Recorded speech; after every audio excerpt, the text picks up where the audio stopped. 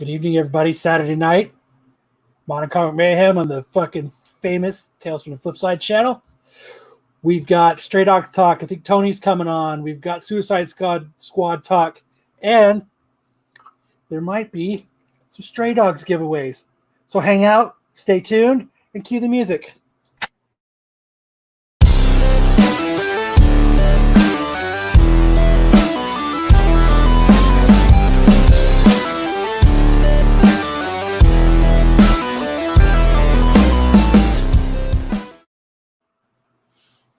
And we have a drinking game. What's going on, everybody? What is Brian? new and exciting? Everything's new and exciting. Got some Stray Dogs fun tonight. It's gonna be nice to see Tony. I don't know if I've been on with Tony before. I think maybe. Tony's a lot of fun to have on. Yeah. He seems pretty cool. And Suicide Squad talk. Did you guys see Suicide Squad? Sam, you see it?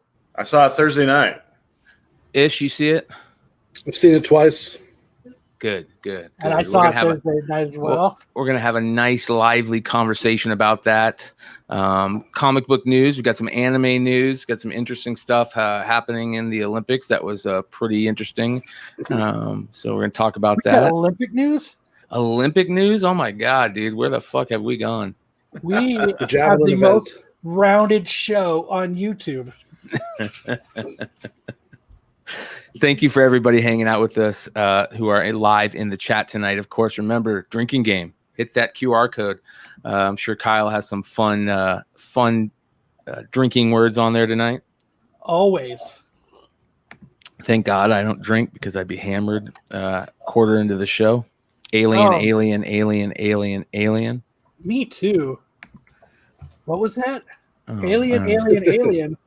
Yeah. You're just getting them warmed up, giving them some pregame, something to sink their teeth into. So, all right. You guys get any pickups this week? Any new pickups? I have some. You guys want to go through some pickups? Sure, we could start with that. Let's do it. Ed says I'm not falling for that drinking game again. Come on.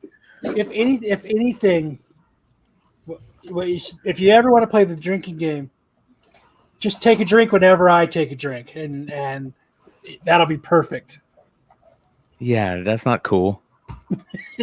I heard Ish got a fashion pickup this week. Oh, are we on to pickups already? Well, we can save them. We can start off with them. Someone Whatever you guys want to do. They missed my Leafs hat. The Leafs hat shall be back, but for now, it's no time to die. Says, yeah, you look so much better without your Leafs hat. Shout out to Eric. Like I said, Shots fired. Yeah, hang out tonight because I know I'm going to be giving away some Stray Dog stuff, so we'll have to figure out a cool way to give some cool Stray Dog stuff away. So, well, do you want to start? No, let's let some people get in here. Let's wait. I know people like pickups, so let's wait. Well, let's ask Ish about comic shop talk. Any crazy news in the store, the shop this week? What are people talking about? What are people excited about? I mean, I guess the big buzz is probably Suicide Squad. People excited to see that. Did people come in for looking for certain Suicide Squad books then? No, I didn't really notice a particular uptick in the comics, but just people, just saying, hey, they're ready to see the movie. What was your big seller in the store this week? Probably have to say Sinister War #2. Which is pretty much matching our Amazing Spider-Man numbers, which is the top Marvel seller for us. What was that book you were recommending to me on Wednesday when I was there? Was it Spider-Man related? Hello, everybody. We got your mom in the chat. What's up, your mom? Savage Avengers is one I've been recommending to people for a while. That's one of my favorite books. Newest issue just came out, number 26, I believe. It's been written by legend in here. written by Jerry Duggan, the entire run now up to issue 26, and that's a fun book. I like it a lot. And whoever I've turned on to the book and actually got into and started reading it they're all like, "Yep, good call." What's so good about it? It's just the fun Avengers matchup. So it's led by Conan. It's Wolverine, Punisher, Elektra, Venom, Doctor Strange, Brother Voodoo. They all kind of slide in and out. They even had Juggernaut, Deadpool, Spider-Man, and they're all really focused on the overarching story has been Kulan Kath, which is a Conan villain. So he's crossed over into the Marvel universe, and for 26 issues, they've kind of been battling him. But there's always something crazy happens in each issue that's just makes it totally worth it. Be it, a really weird sorcery sex scene between Doctor Strange and Elektra, or Conan picking up a Wolverine with his claws out and literally swinging them around like a sword.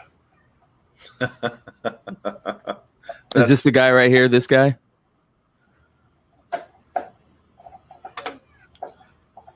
Nope. That's I think like a side villain. Okay.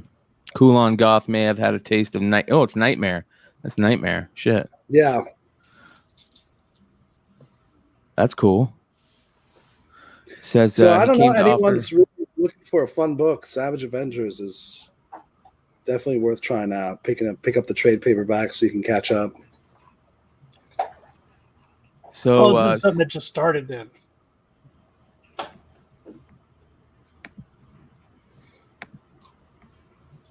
what are you saying? What? What issue is it on? It just didn't. It didn't 26. you were Issue trying 26. to get me. You were trying to get me into a book that's on issue 26. Well, you can catch up. You were just trying to be. You know what? I just figured Ish out. He was just trying to be a salesman at his comic book store. He was just trying to get me to buy shit. None of that is important because Marvel revealed the one boost Conan hates. What do you guys think it is? Vodka. Let's take a look. He doesn't like martinis. Says so far the Barbarian has spent a significant portion of Savage Avengers enjoying adult beverages. In the first issue drawn by Deodato, he and Wolverine wind up pouring beer straight from a keg into each other's mouths, and the good times continue to roll throughout the series. Conan seems to be on a mission to drink the whole Marvel roster. To drink with the whole Marvel roster. That's kind of weird. I never knew Conan was like a big Thor drinking guy. For sure. He also clinks glasses with the Punisher, Deadpool, and Magic. The most recent issue, Conan takes a potentially polarizing position. He announces that he loathes pumpkin beer. Good for him. Good for Pumpkin him. beer, yes. Time to take a stand. Isn't that from fucking Harry Potter? The line shall be drawn here. Pumpkin beer? No, pumpkin beer has got to be a real thing because it's pumpkin everything at that time of year. Oh, I think it's pumpkin juice in Harry Potter. Never mind. Yeah, Conan and the beer variant. He's really into his IPAs, Yeah, it's kind of weird. That's a weird team, to be honest. Having Elektra on the team with Conan, it's kind of weird. Very interesting. Black Widow on at one point too. Yeah, well, let's see here. It says here, it talks about that Kulan Goth guy. Let me see. I'm doing a little research here. Shumagoroth. That's who I was remembering. Shumagoroth. That's a different character. That's Doctor Strange type stuff, but Doctor Strange is in there. Shout out to Ronnie.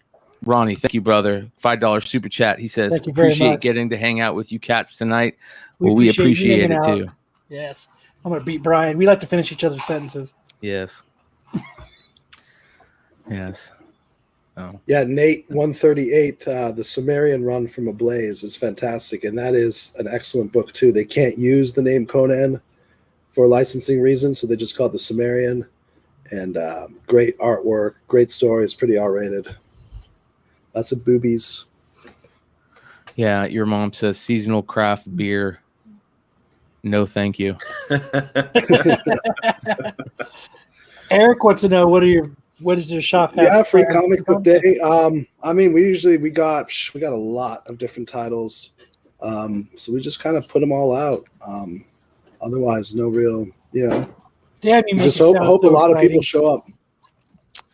So exciting.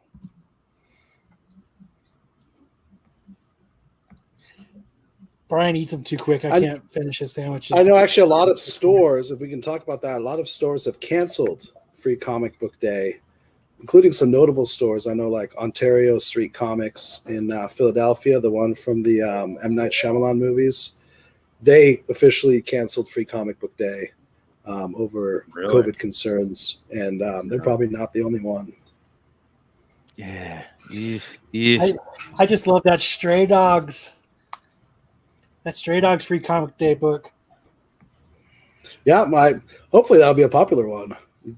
Get people to scoop up the leftovers we have on the racks too for the main issues. When I left Ish's store, I went to my store to pick up books as well, and I was talking about it, and they were talking about free comic book day, and they were talking about Stray Dogs, and it's just something. When Tony gets on, I'm going to ask him. But she said she was like they're kind of nervous about giving the Stray Dogs free comic book day out because the way it's drawn, Trish does such a great job drawing it as like Disney-esque looking.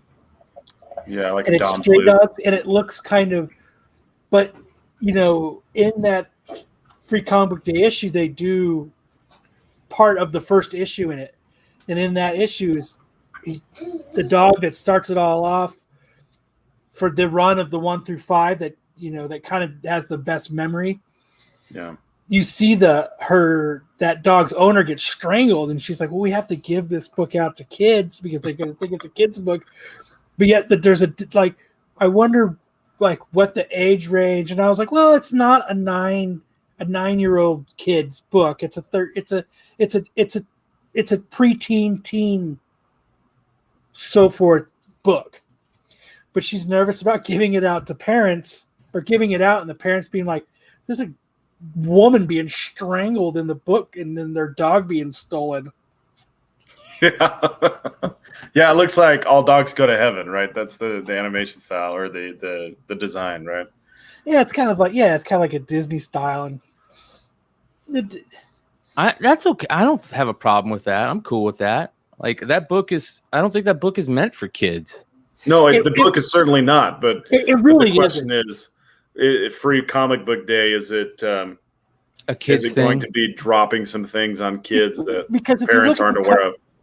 I don't want to show, if you look at the cover, if we can find the cover, can I show the cover? Is it okay? I'll pull it up. I got it. It looks like except for like the horror movie variants, it kind of looks like, here it is. It's like the one behind. Yeah, Bryan will pull it up right now. If it loads, holy shit. But it looks like, well, it's blank, but it doesn't look like Jesus, come on, previews or exactly. freecomicbookday.com. It's not for kids, but it looks like it's for kids. So like even this slow ass loading cover right here. It's the website. The website is like super slow. I just tried to pull it up a second ago. But like, let's look at it. It's like there's a butterfly and flowers and this little puppy on the window, and it. Yeah, but that is a creepy cover, like because it looks so like that, and you just barely see the faint image of the guy in the window. That is a cool cover. It's because we know the story. Are you kidding me? It's gonna make me go through this again. Jesus, free comic book day. Fix something. God. Man, they must have dial-up over there. Yeah, Ronnie, I want to check. Yeah, the Red Room. Red Room. We're going to talk about that. Ooh, we'll take a look at all of them. Yeah. This is a there's a fair share of the free comics that are not for kids. I mean, there's always like a Lady Mechanica and other stuff like that. Some horror titles. I mean, it does have them taking a picture in it, but Yep, 56K. So But- ridiculous. That is But it such is a creepy a cover. creepy. But it's because you know the story. Well, also now Yeah. that I see it's a dude taking the Polaroid of the girl changing in the back. But it's just yeah. Why It's is just- Free Comic Book Day's website so slow? Because it's run Because they by don't. Diamond. They only use it once a year. It's steam powered. Once a year. Yeah. All right. Well, there's of course, the Enter the House of Slaughter book. Everybody's going to be wanting to get that book, of course. Big. They've been talking about this one for a while. Jesus Christ. Let's try this. This might Maybe be he better. can speed it up for us. Yeah. All right. Yeah. Jeez, look how slow this stuff is. That's terrible. You know, for Enter the House of Slaughter, we had some customers do pre-orders and ordered up enough to get the 1 per 50s and the 1 per 25s. And they were like, it wasn't even like that we had to strike a deal or anything. They came in and one guy was like, I'm ordering 25 of cover A. He's ordering 25 of cover A. They each want the 1 per 25, and then I guess they'll wrestle over the 1 per 50. Interesting. You should just put their name in a hat. Man, this is terrible. It is terrible. Look at this. We're still waiting. Yeah, hold on. But yeah, that was just. I thought that was a good question because she was like, you know, Are they still running their website on dial-up? they have to be. They got That's to wind up horrible. that machine that makes the noise. Boo, boo. God forbid anyone picks up their landline. Why is Hartman saying that? Who has landlines these days? Come on. Yeah, who could that possibly be? Ish? But yeah, I just. And later this, if anybody's interested, we're going to be doing a giveaway. I might actually give away. This one's going to be for sure. I'll have a Stray Dogs 5-second print to give out. But I might actually have other Stray Dogs to give away. So if you guys all hang out and stick around, just don't live in the Philippines, please, because I don't have that Flipside money. They don't give me any money to ship books out. There's an Archie book. Enter the House of Slaughter. Oh, there's a Star Wars book. Maybe There's 2 Star Wars books. when is the FOC cut off for that Spawn 1 and 250 book already over? Is that passed? Ish. For which Spawn? What's that Spawn where you can get the 1 and 250 McFarlane cover? Like is that like on a new issue of Spawn, or is this like a separate? I don't know which one you're talking about. Which Spawn was that everybody's asking about, Brian? Then probably the Spawn Universe one. I don't know. Yeah, damn it, everyone. I think King Somebody tell me Spawn to check. is coming out soon. King Spawn #1. Maybe that's what it is. All right, I we can all finally got a chip in. page to frickin' load. Holy cow. That's what I'm saying, Justin. What's going on? People at Right. church have landlines, so I said Christians are the only ones. Thank you, everybody. King Spawn. Spawn, Hartman's on fire tonight. Suicide Squad, Free Comic Book Day, Batman. Ooh, Solo Leveling. You guys read that one? No. Kyle's little sister. That's dope. I love Solo Leveling. Interesting. Sampler from Korean webcomic compiled into a graphic novel. It looks pretty dope. It's a dope cover, that's for sure. All right, let's see what else we got. We've got King Shark. It's interesting. Sporting the full testosterone bodybuilder bod versus the dad bod we got in the movie. Yeah, yeah. There's like 4 or 5 DC ones. I prefer the Batman dad and bod. Robin Howard. I have to get Kyle's little sister #1. It's just a given. Kyle's little sister. Yeah, there you go. Here's the other. Here's the interesting one, right? The High Republic Edge of Balance, Guardian of Wills #1. Like, it's the new manga adaptation. So that's kind of interesting. Did you know about this, Sam? No. Anybody know about this? Where's JJ and all the Star Wars guys? They fucking bailed on us. Marco told him not to watch Yeah, the I knew show. about it. Yeah, I'm not surprised. I'm not surprised at all. All right. Origin of Baze and Churret in that. So there you guys go. Unfinished Corner. Free comic book day. Inspired by Jewish mythology about an unfinished corner of the world populated by monsters that a group of friends are taken to and finish. Interesting. Yes. I might have to check that out. Yeah, that is interesting. Looks like Narnia. Yeah, it did. That's what caught me when I saw the lion. That's a pretty crazy cover right there. Valiant Uprising. Sampler stories of featuring... Yeah. Shadow Man 1, Ninjak 1, Harbinger 1. How come there's always a Lady Mechanica? There's always a Street Fighter and Lady Mechanica. Yeah. That's a pretty cool Street Fighter one. Life is Strange on Tyranny preview. That's interesting. Excerpt from a graphic novel based on the writings of Timothy Snyder, who imparts lessons for surviving and resisting America's arc towards authoritarianism. Oh, maybe it doesn't look like an interesting one. I don't want that in my comic books. Yeah, I don't want that in my comic books. I don't want a glory hole book. Yeah, I don't want that either. White Ash Season 2, standalone story between first limited series. Judge Dredd, Smurfs. There you go. Relaunch of the Smurfs comic ahead of the 2021 Nickelodeon animated series. That could have some spec potential in that. Gotta get this. Are you kidding me? It's like a Breakfast Club homage cover. I did not know about that. Ish, you got to put one of those aside if you get one of those. I was just about to say that too. That is awesome. The School for Extraterrestrial Girls. That's interesting, but I think I cover on that one. Here's some Oni Press books. There's a lot of free comic day books. Holy shit. Marvel Spider-Man Venom preview of the upcoming Venom series, the Flash Thompson returning to space. I'm very happy there's about two that. Marvel ones. Marvel Silver Spider-Man and Marvel Gold Incredible Hulk. I don't know why silver and gold, but those are the two main Marvel ones. Yeah. I didn't say variants 1 there for go down. Where? It's for Stray Dogs. I think that's telling you how many variant covers there are for it. Oh yeah, there's the one variant. This one. Where do you get that? Variant cover art by Trish Forstner. There's also a Virgin variant. I think we're gonna have to find out where you get that. I'm sure there's somebody we can talk to about that in a little bit. I would love to get that. Yeah, because you know who that is, right? You know what that is, right? I can't really see it. It looks like Jason. That's exactly what it is. Jason, what is it? Jason 10 or something like that.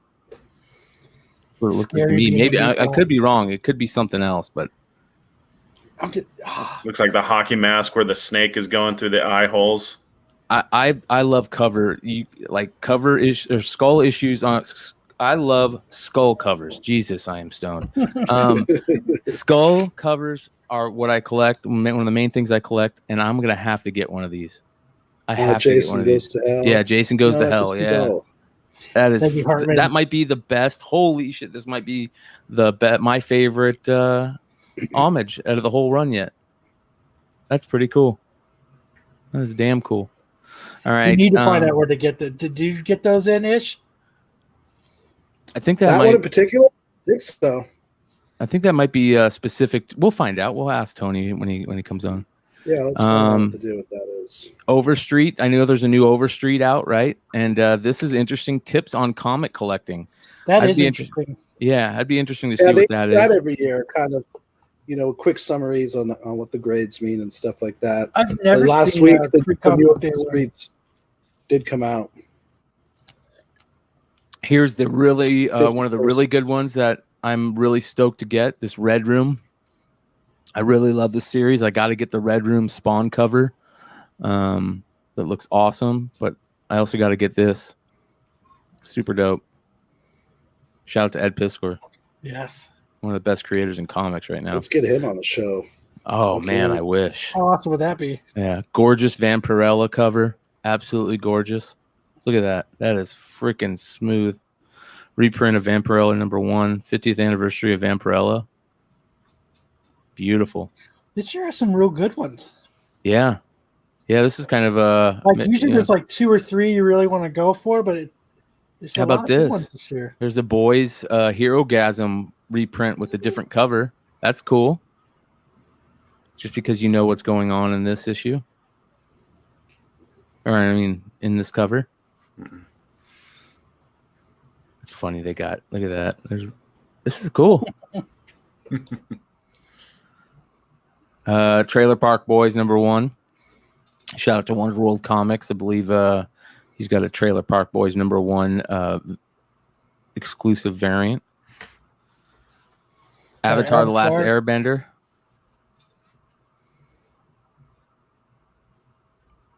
Black Colexit.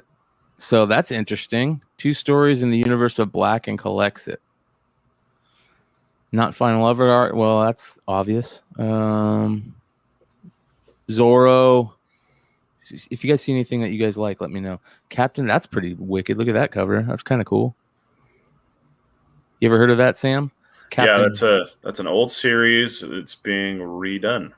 Ooh, there you go. Yeah, the current series is about 3 issues in right now. Demon Slayer #1, Zom 100, Assassin's Creed, Valhalla, and Dynasty. That's kind of cool. Excerpts from 2 Chinese web comics that will be published in English. That's interesting. There's JJ. He's just a little late. Yeah, Demon Slayer is incredibly popular. We needed you a few minutes ago. Blade Runner. Here's your gold one. Yeah, there's the Marvel Gold. Anyone in the chat read Blade Runner? Oh man, I got that. This cover is horrible. I'm glad you said it because I wasn't going to. Look how bad this cover is. I Look feel at bad. Captain America, man. Yeah. He said, I feel bad. Poor Cap. Poor all of them. Look at Thor. He really got the short end of the stick on that one. Oh man, that's a bummer. Avengers. Let's see here. First team appearance of the Atlantean Avengers with Namor as Captain America. Well, that's why Captain America looks so weird. Well, it doesn't look like Namor either. It doesn't look like he has too much mascara on. Yeah, Battle of Wolverine versus Deathlock. Yeah, I could care less about that. Lady Mechanica is one of my all-time favorite comic books, and I love chasing early issues. Super hard to find, but I feel like Joe Benitez puts out this same Lady Mechanica cover every free comic book day. I think he does. Well, but this one's different because it says 2021. Yeah, exactly. So, yeah, really great series, though. Shout out Joe Benitez. Here's your High Republic Adventures again. JJ, let us know if there's anything in here that we should be, looking for. It doesn't look like it is, but looks like there's going to be a high density of man buns. Man buns, yeah. Man buns. Brian, on the other Star Wars one, you said it had the origin of Chirrut. Yeah, Chirrut. Yeah. Is that from Rogue One? I don't know. I don't know. Yeah, maybe. That's actually one of my favorite characters in Star Wars. Enter the House of Slaughter, of course. Everybody's chasing that one. And We Live Last Days #1. Stories that take place in the world of We Live. And there's your last one. So that's not a bad looking cover. It isn't. I like it. I actually really like it. I might have to check that out. So a lot of really good free comic book day books. And JJ Maxwell, you're 100% correct-ish. He is from Rogue One. So there you go. Not bad. Sure, that might be played by Donnie Yen. Well, there are. I definitely want that Stray Dogs variant. I want both Stray Dogs. I want. Let's see here. Which is the other one that I want? The Boys one is cool. The Vampirella one is cool. The Red Room was cool, and there is a Sonic one. I don't know if I talked about that one. Yeah, we just kind of breezed past it. Yeah. Oh yeah, definitely School for Extraterrestrial Girls. That is super dope. Breakfast Club homage. So there's probably 4 or 5 books that I would pick up there. you know, what's interesting is, I believe, shout out to Wanted Comics, who I believe is giving away that House of Slaughter free comic book day with every purchase. So I know that there was a little bit of an issue, or not, maybe not an issue, but people I saw talking about it, about people selling the free comic book day issues on, you know, eBay or just selling them. Because they're, you know, that House of Slaughter book is a big issue. And so I'm sure there's retailers out there that got a bunch and are probably having for sale on eBay already. I never agreed with selling free comic book day issues, just like I'm kind of like Stein on this also, where I think it's hard to have free comic book day issues be first appearances. So what are your guys' thoughts on free comic book days on both of those, whether you're selling them or on them being keys? You think yes, yay, nay, yes, no? We don't at the shop. We do not sell them. Good. Definitely would never even entertain the thought of doing that. I know some shops doing like pullers only get them, and then the public has to pay or stuff like that. But that defeats the whole purpose of free comic book day. Yeah, but it does. You know what? Just have a killer sale. Try to make your money off of, you know, have awesome back issues out. I mean, they're not free for the shops. So if people think that they're free, they're not free. The shops do have to buy them, but they're free to the public, and it's supposed to be a gateway, you know. I mean, like I really Brian. Oh, go ahead. Oh no, go ahead. You finish that thought. Well, I was going to, like how Brian said, now they're doing, you know, first appearances and stuff. But really, that's just Marvel doing that, right? And, you know, they don't have a lot of books. So, you know, those always go, the Marvel ones always go fast. Those are gone first immediately. Let's see. We got 81 live viewers right now. We're going to throw up our first poll of the night. I want to know, does your local comic shop sell free comic book day issues? We'll find out there. I want to remind everybody, thank you for hanging out with us. Saturday, it's a week from today. It's Saturday, yeah. Saturday the 14th. Saturday the 14th. Saturday the 14th Strikes Back. You guys remember that movie? No. It's a B horror movie that. Well, let's look it up because that sounds very interesting. That sounds like something we should be talking about. Yeah, Saturday. What is it? What was it? Saturday the 14th. The 14th Strikes Back. Sounds almost as good as Samurai Cop. Oh man, this is funny, man. 1988. Yeah, it's an old school. Here we go. Let's pull up the IMDb on this bad boy. Saturday the 14th Strikes Back. Dude, that looks like who's that artist? This is a famous artist, right? Graham Wilson. Is this? I feel like this is. I've seen this art somewhere before. Interesting. All right, Saturday the 14th. Not that I know, but I think that's a Playboy artist. You might be right. We'll look it up. I would not. That's not something I would know, though. I beg to differ on that opinion. Thought. Saturday the 14th Strikes Back. It's one hell of a party. Oh man, this takes me back. There used to be the most awesome VHS rental store right down the street by my house growing up. That was like your perfect like idea of like the mom and pop VHS rental store where it's like super dark. There's posters covering every inch of window space in the front windows, you know, and you go in and like you find these crazy movies like this. Mm-hmm. Oh man, that's interesting. I don't know, just an old B horror movie.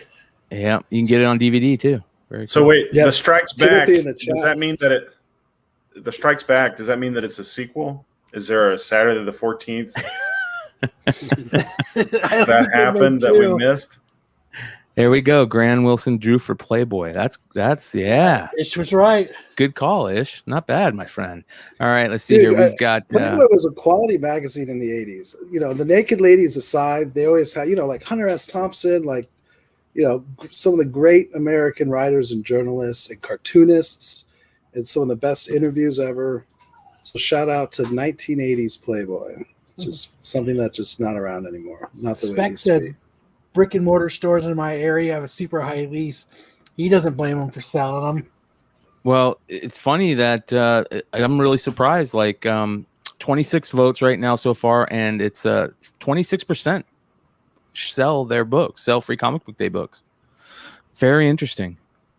I mean, I would just, the Free Comic Book Days are the draw, and then you get people in there buying other books, and you have sale. crazy sales going on, have a lot of eye candy up to buy stuff. Yeah, you just go there to buy other stuff. Is that how it plays out, Ish?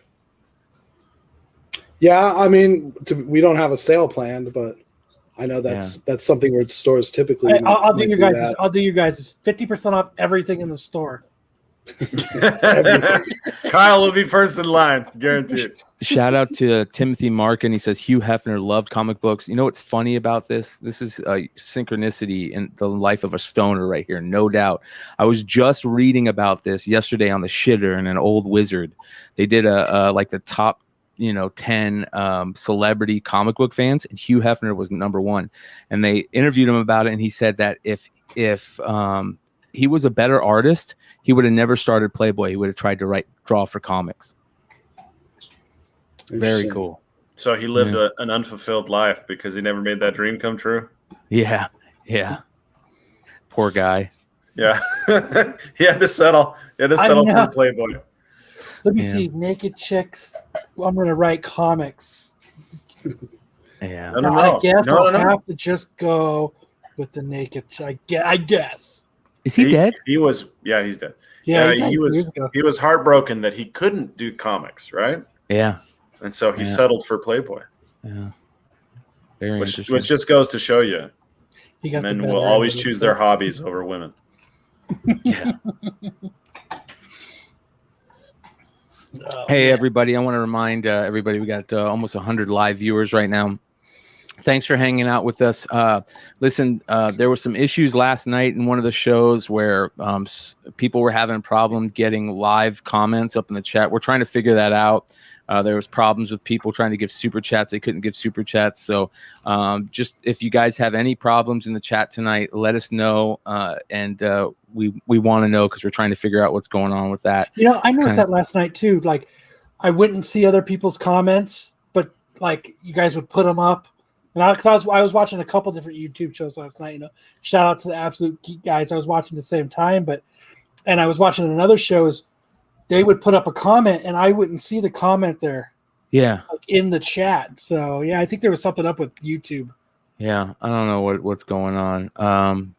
We'll figure it out though. It is for sure. Hey, listen, I do want to kind of get into some of the anime talk real quick. Sam, you down? Yeah, let's do it. So, a little bit of news over the weekend, or when did this happen with the Olympics? A couple days ago, yesterday, 2 days ago? It's been over the past week. So, there have been a lot of Olympic athletes demonstrating poses that were made famous in One Piece, which is the biggest manga anime ever.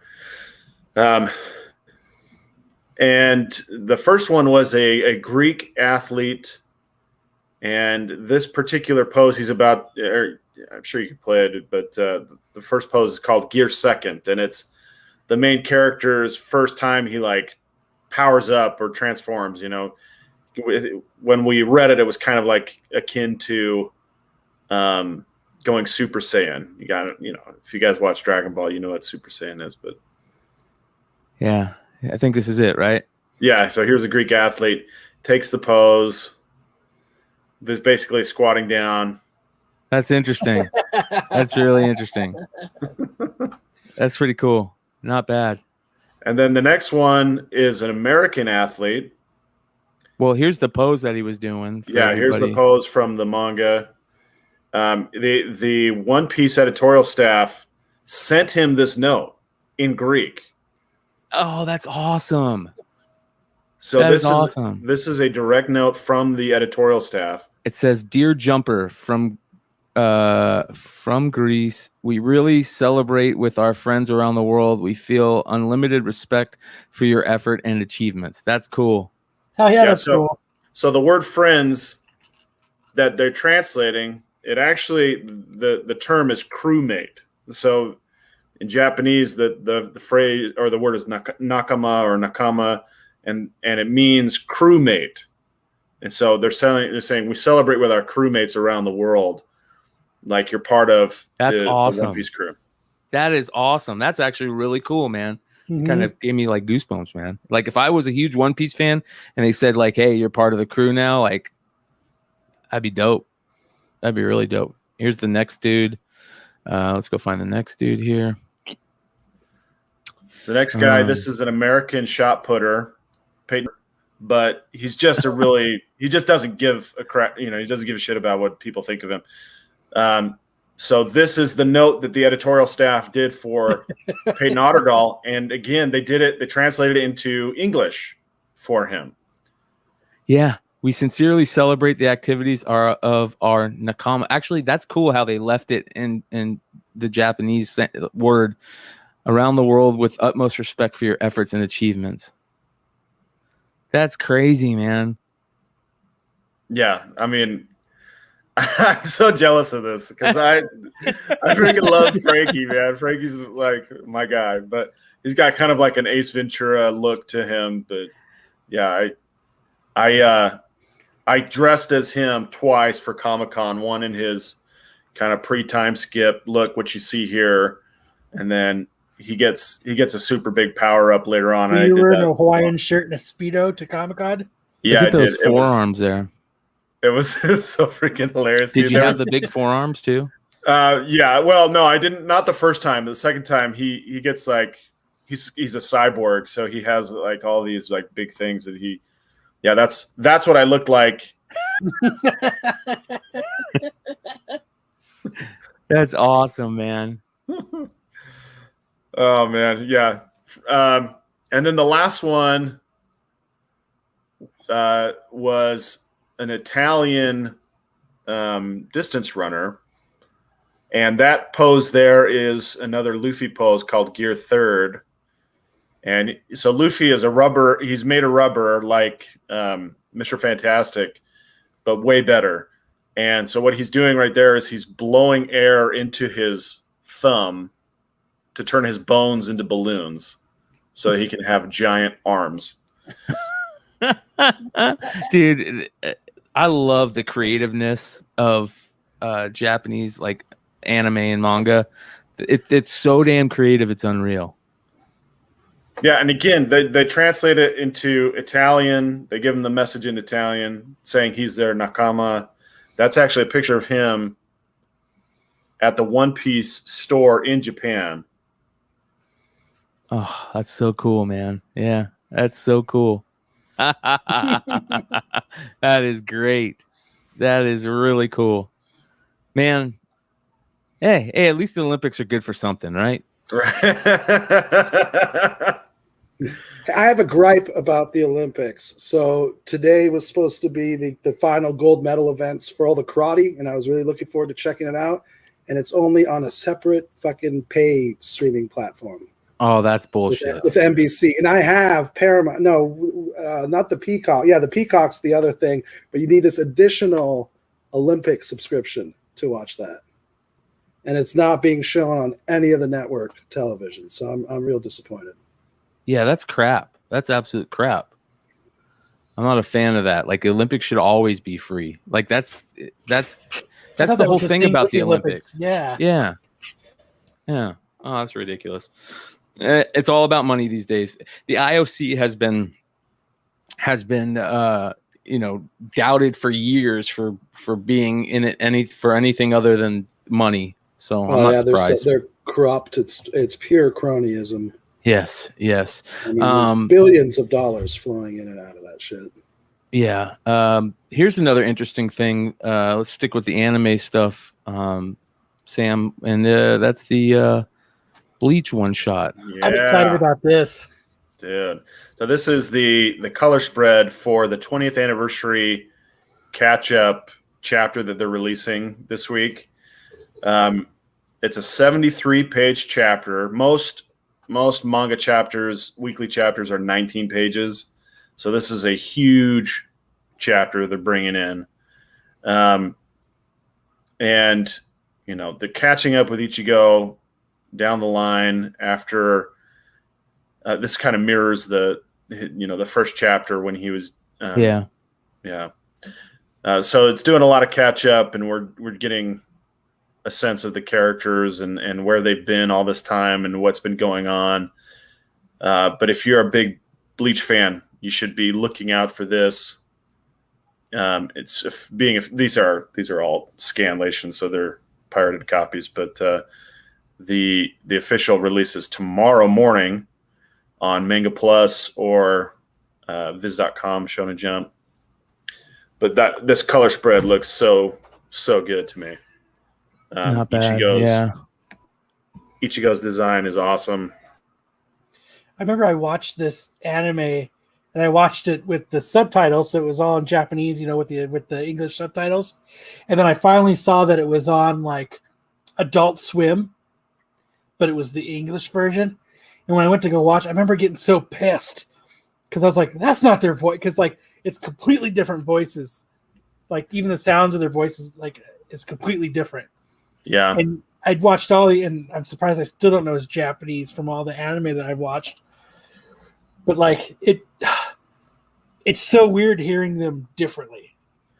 It is a little weird. I thought the English voice actors for Bleach were pretty decent. I thought Ichigo's voice was pretty good. I mean, there's lots of others. I think the English cast in One Piece, for example, I really have a hard time listening to them. But Bleach I always really liked. But yeah, you're right. It is kind of jarring to get a different voice because they can't do an exact match. Yeah, you get used to hearing them.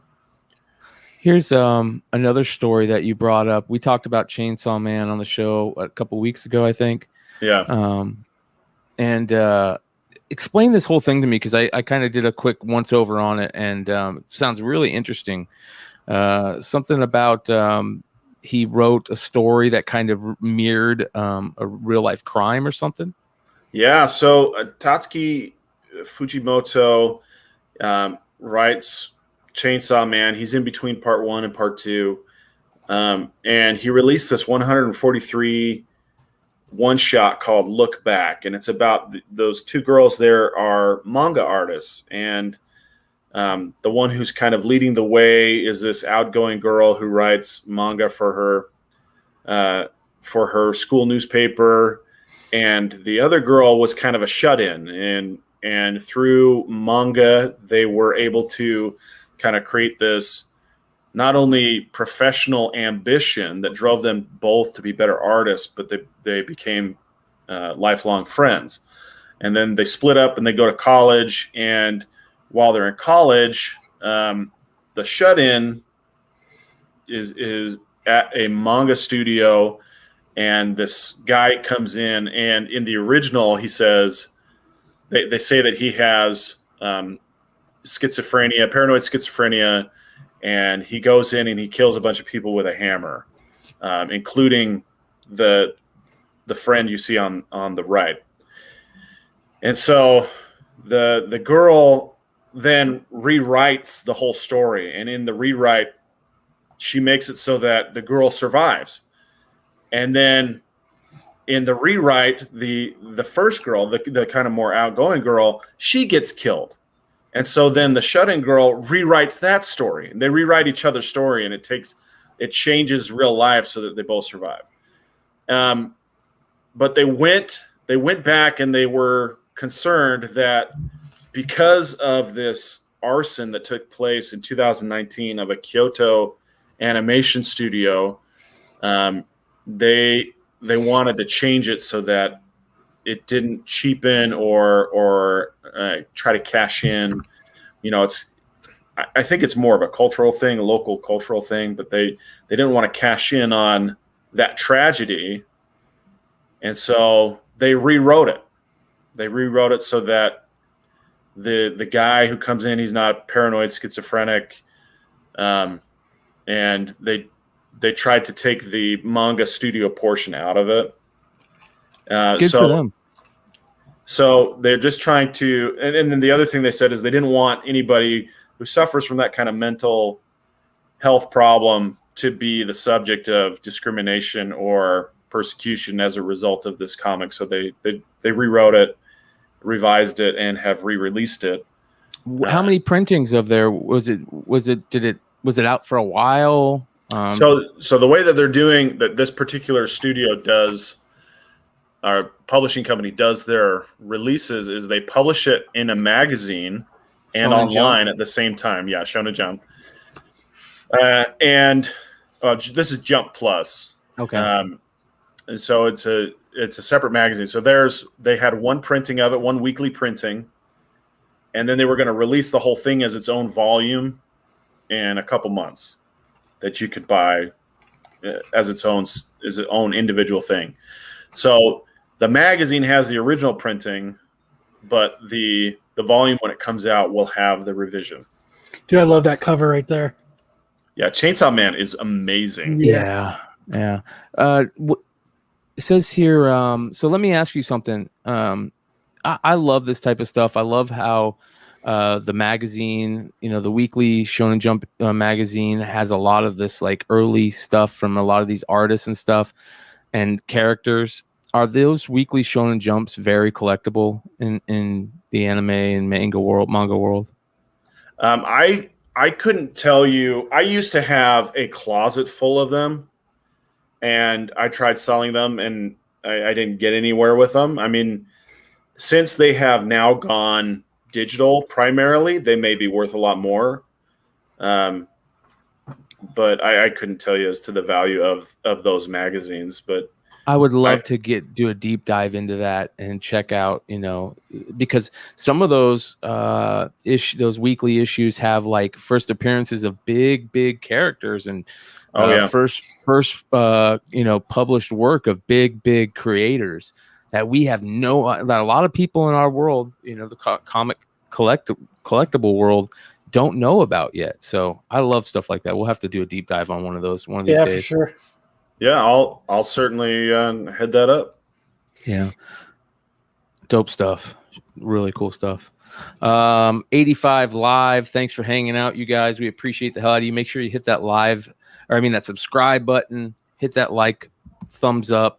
If you guys are already subscribed, hit the bell next to the subscribe button. That way you guys get notified anytime we drop any content. It's been a really crazy couple weeks here on the channel. We've had a lot of great numbers and interacting between the community and the shows and engagement, and it's just been a lot of fun.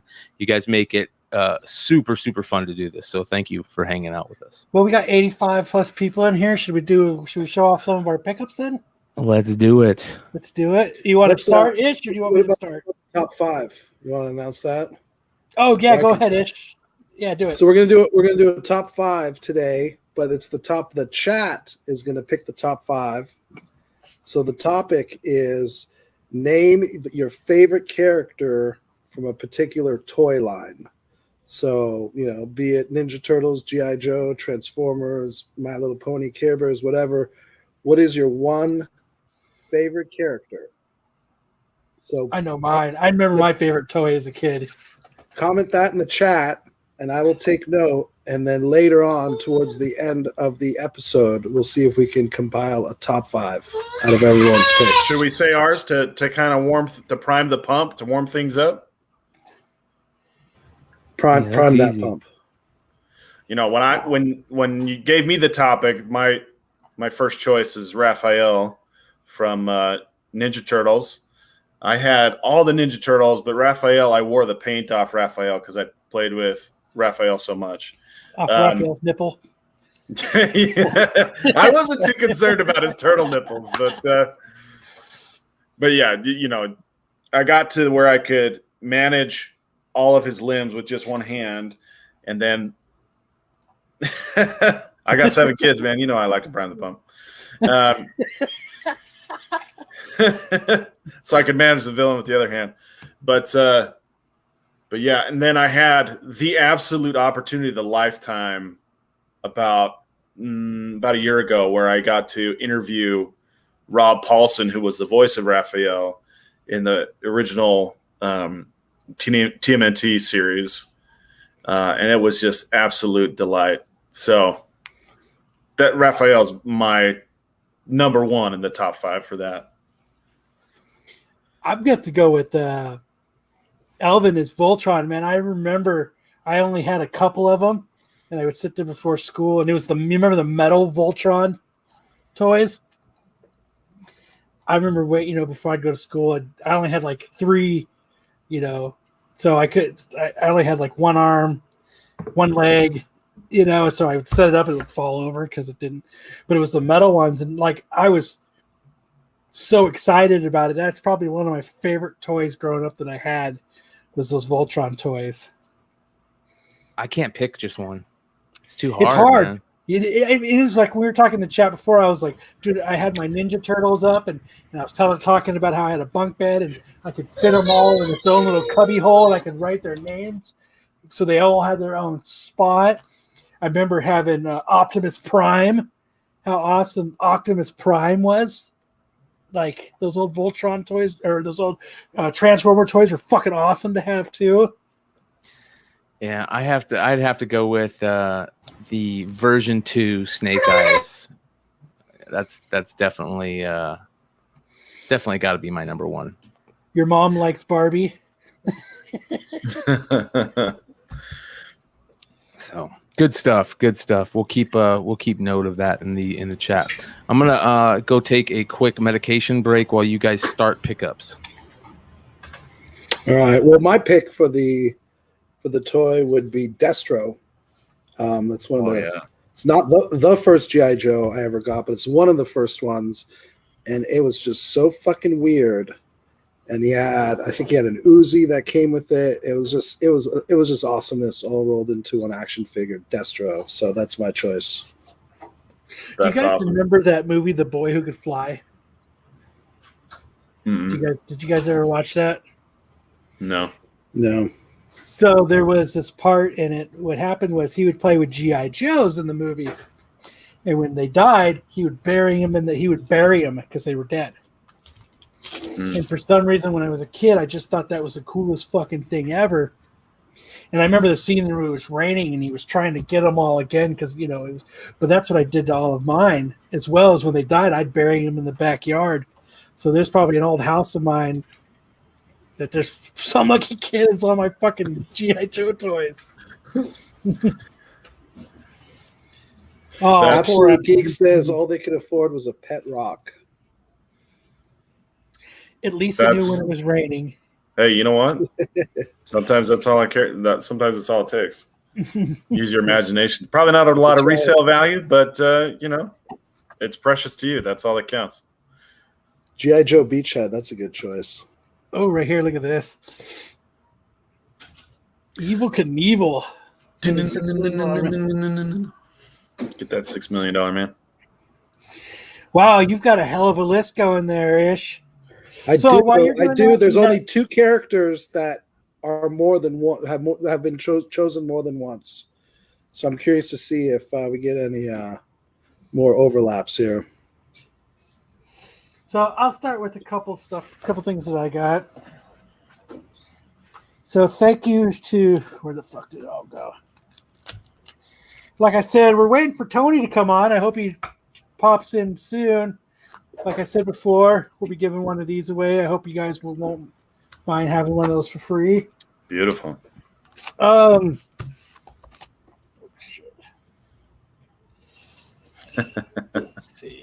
Yeah, Justin, sometimes the best revenge is a pet rock in the face.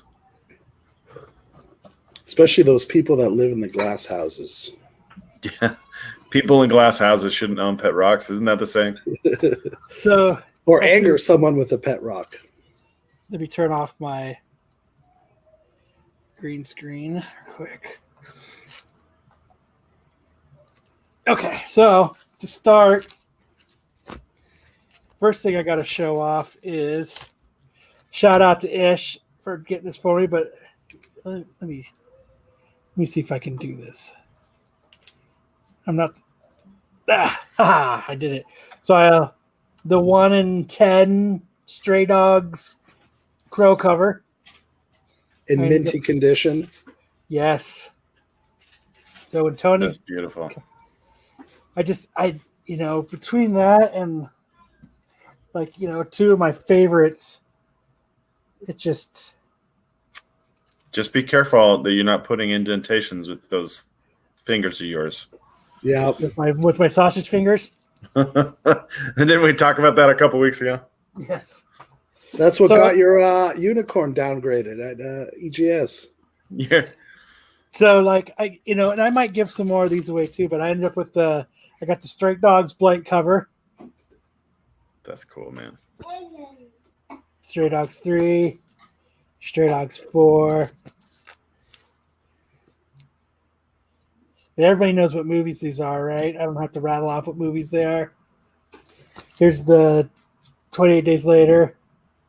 I think somebody in the...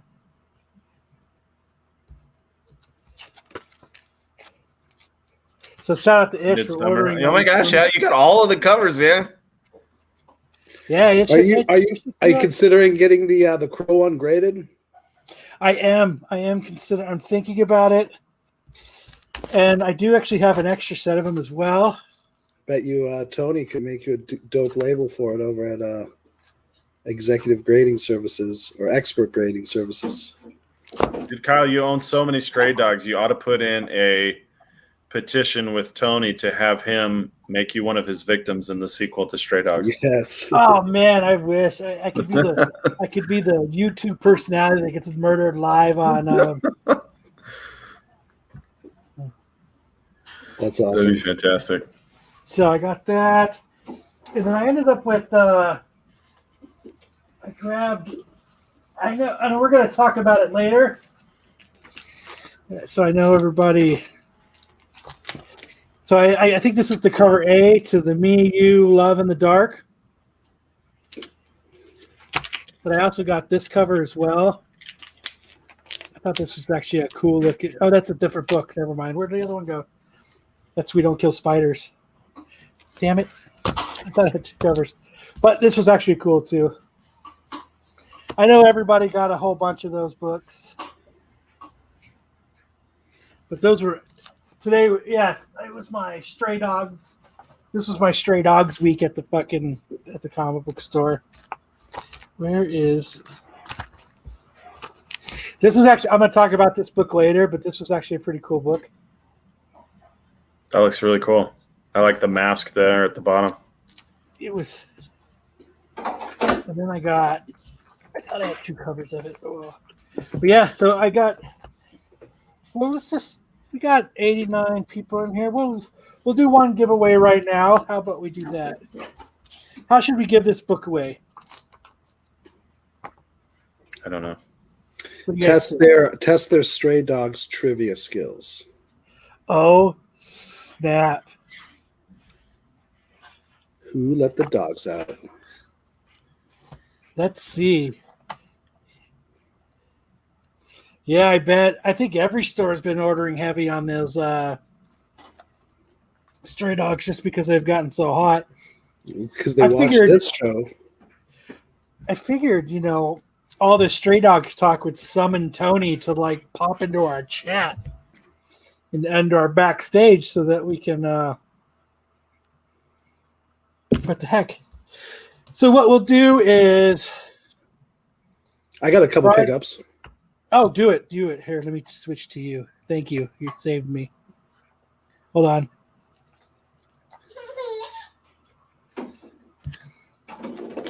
So I picked this up. Miss Marvel #7, only because I collect MODOK covers. Nice. I'm right there with you, brother. There you go, MODOK. So, kind of a random pickup, but not so random because it's MODOK. Another one I got Daredevil, the current run, Chip Zdarsky. This is volume 3. Definitely one of the better written current Marvel titles by far. Chip Zdarsky's Daredevil, worth checking out. And then another pickup right here. And it is a Star Trek pickup. So this is a facsimile edition of IDW's Debt of Honor by Chris Claremont. And it's a big old like treasury size. Oh, wow. Look at that. So this is actually a really cool story written by legendary Chris Claremont, best known for X-Men. And IDW just released a beautiful treasury facsimile edition. So I was really glad to pick that up. It was $9.99. Then I got one more Trek pickup. I showed you some pops last week that I got, the Khan and the Sulu. And this week Sulu. I got the Gorn.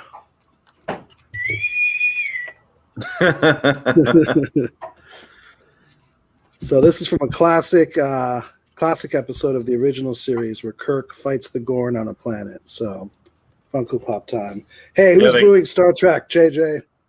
They lampoon that scene in Galaxy Quest where he says, "Yeah, can you make some sort of rudimentary lathe?" That's a great episode.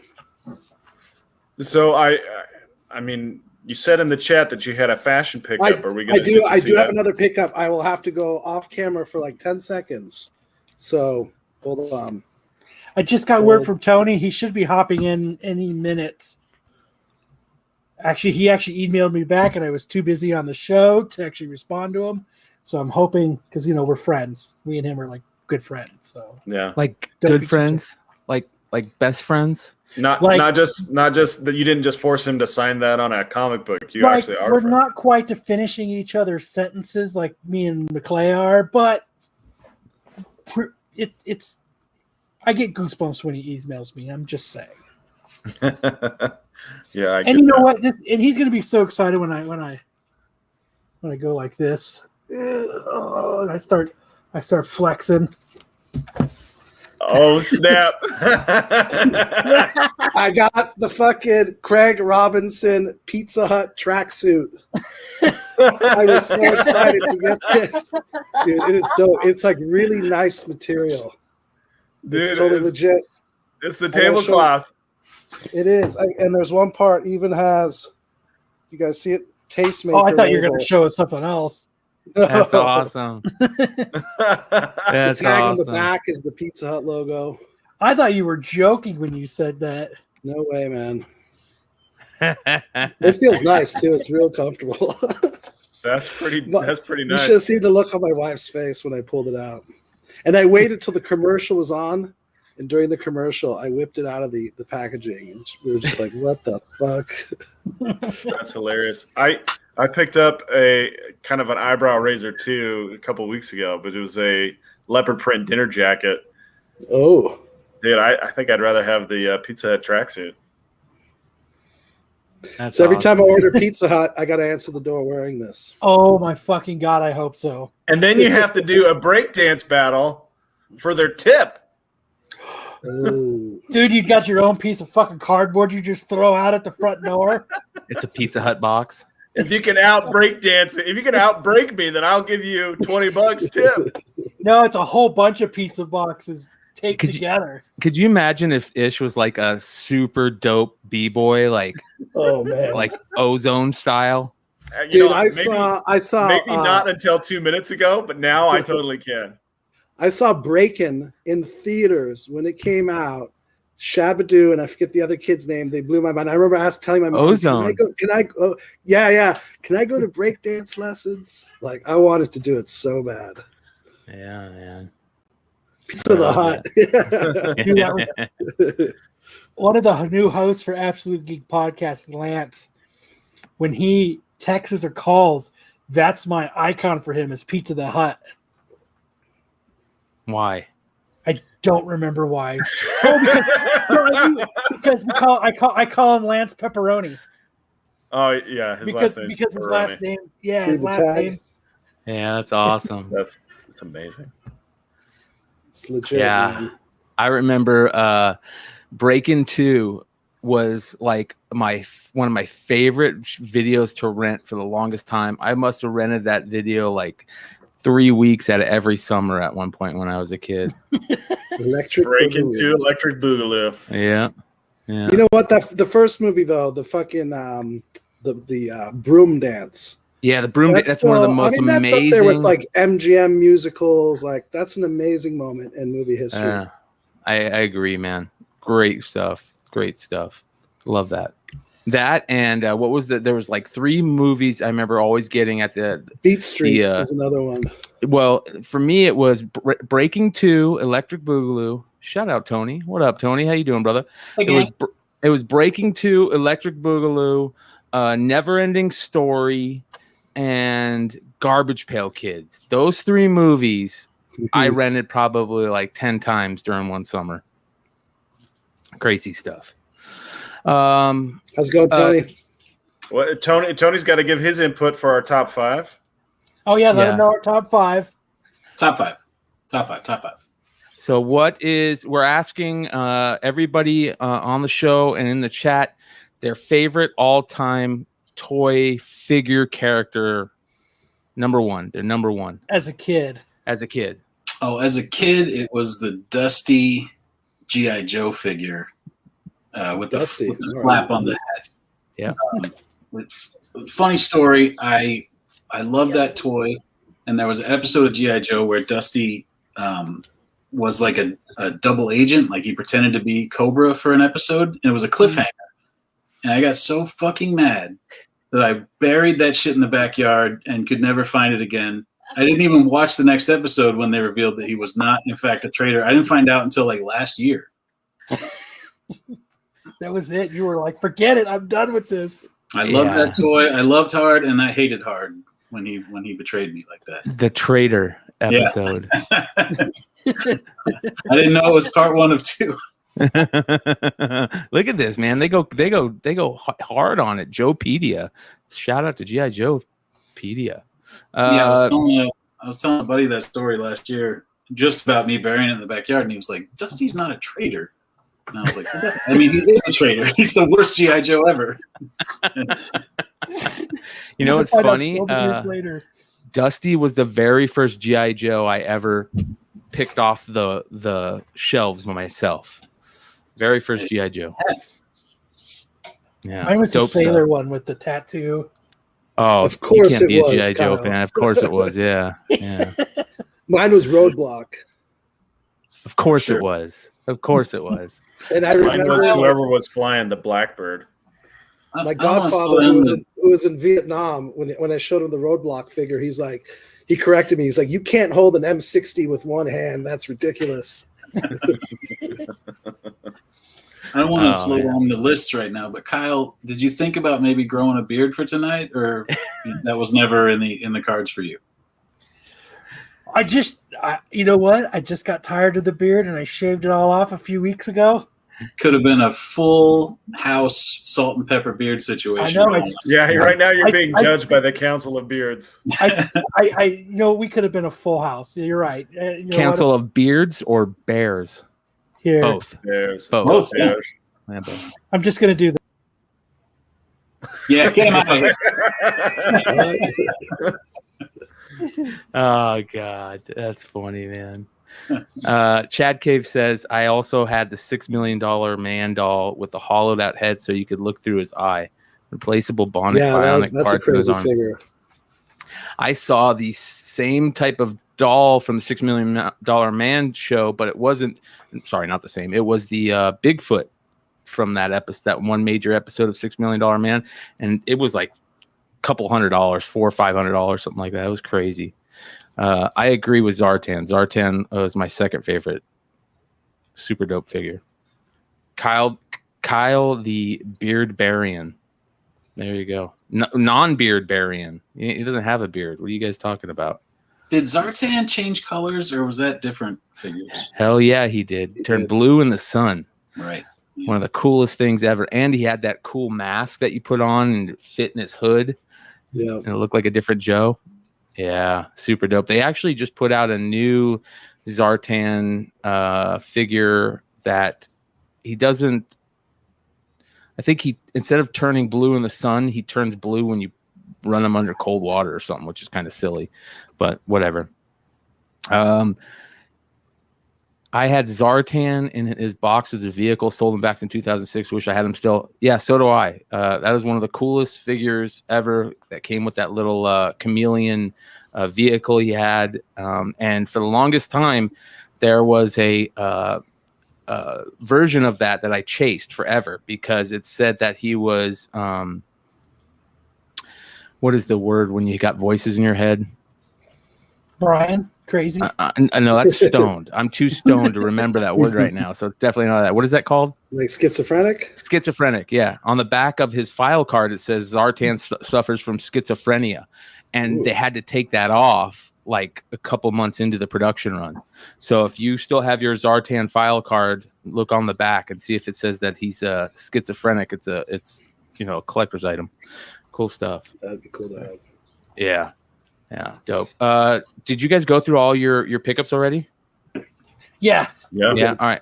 Well, Well, you missed it, Tony. That's all I showed off was Stray Dogs. I tell you what, Kyle, I was watching, so I appreciate you.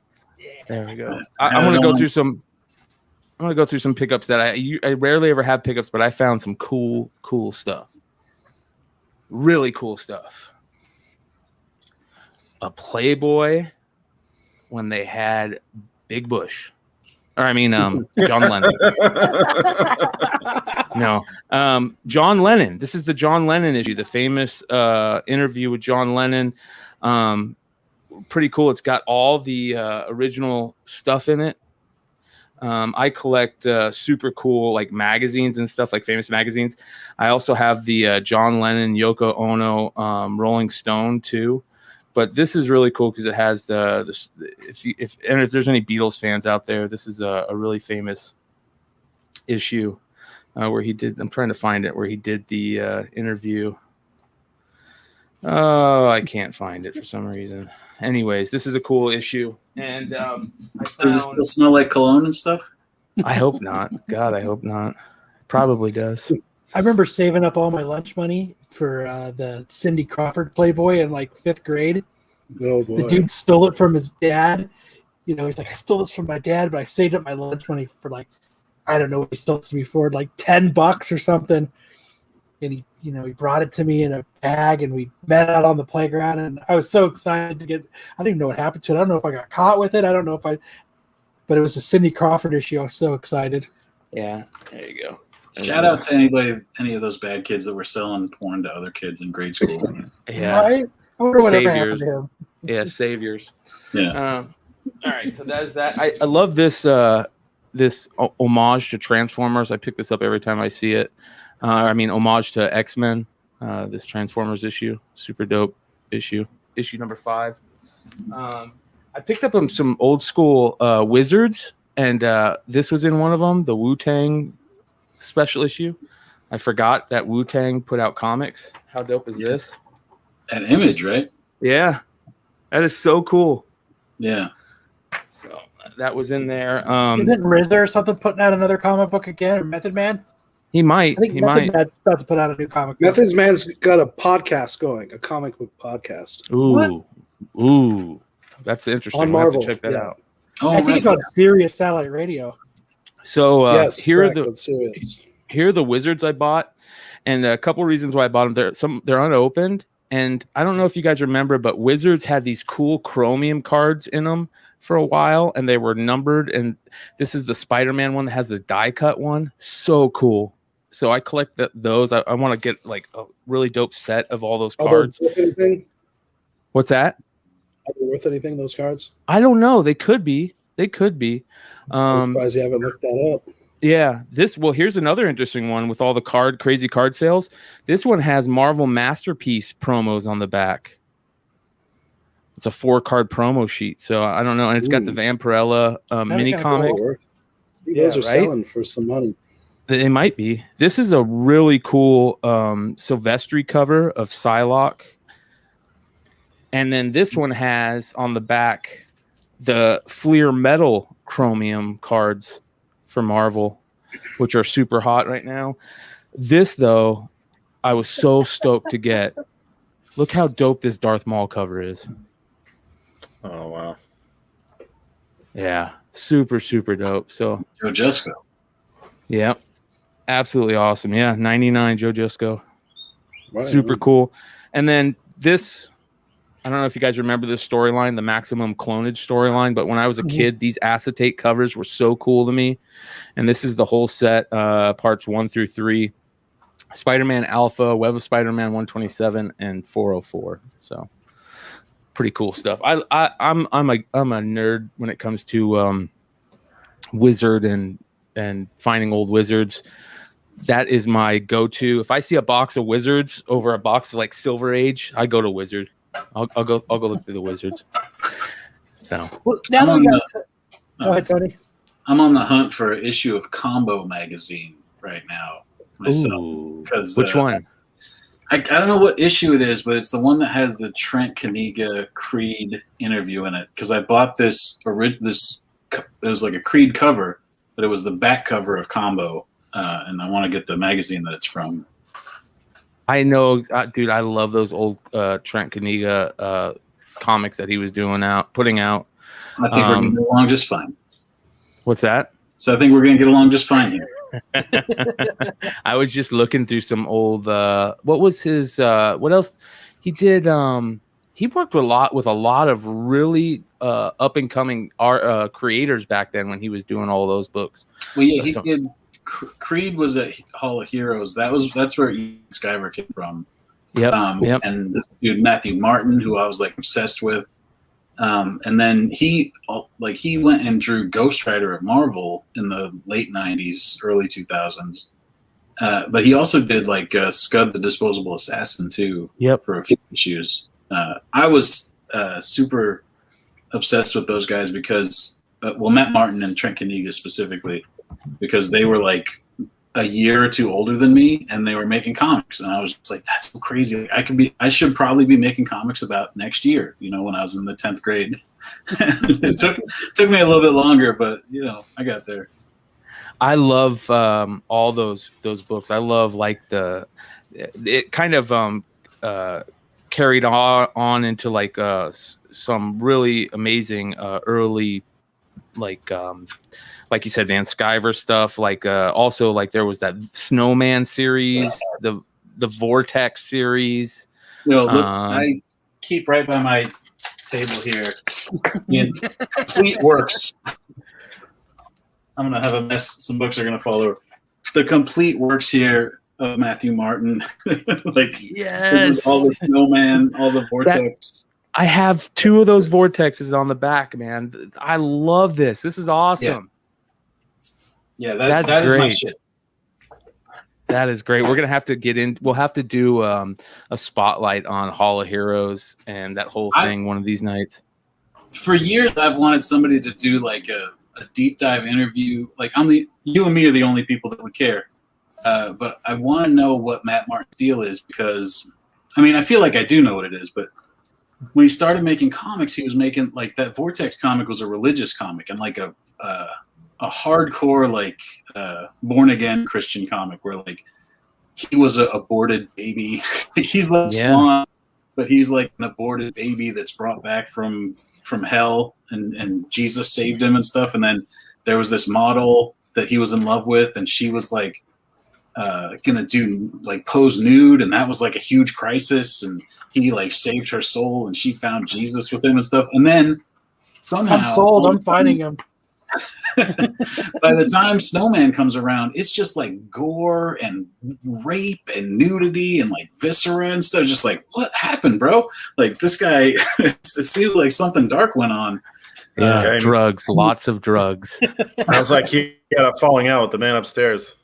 Yeah, well, it sort of happened at the same time because I was raised religious, and like when I went to, we're getting deep. This right here at the beginning, like at a certain point, you sort of reassess your growing up, and you're like, "Is this what I'm going to do?" And so I was sort of going through that at the same time. I did not draw, detailed rape scenes in comic books, but like, I went my own way. But yeah, that guy, something really happened there. I would love to know what happened. Yeah, I would love to hear about all those guys over there. I know Van Sciver has his own thing going, and Trent. Yeah. Trent. I heard something recently about Trent, and I can't remember exactly what it was, but something about him doing something, maybe doing something new, or something like that.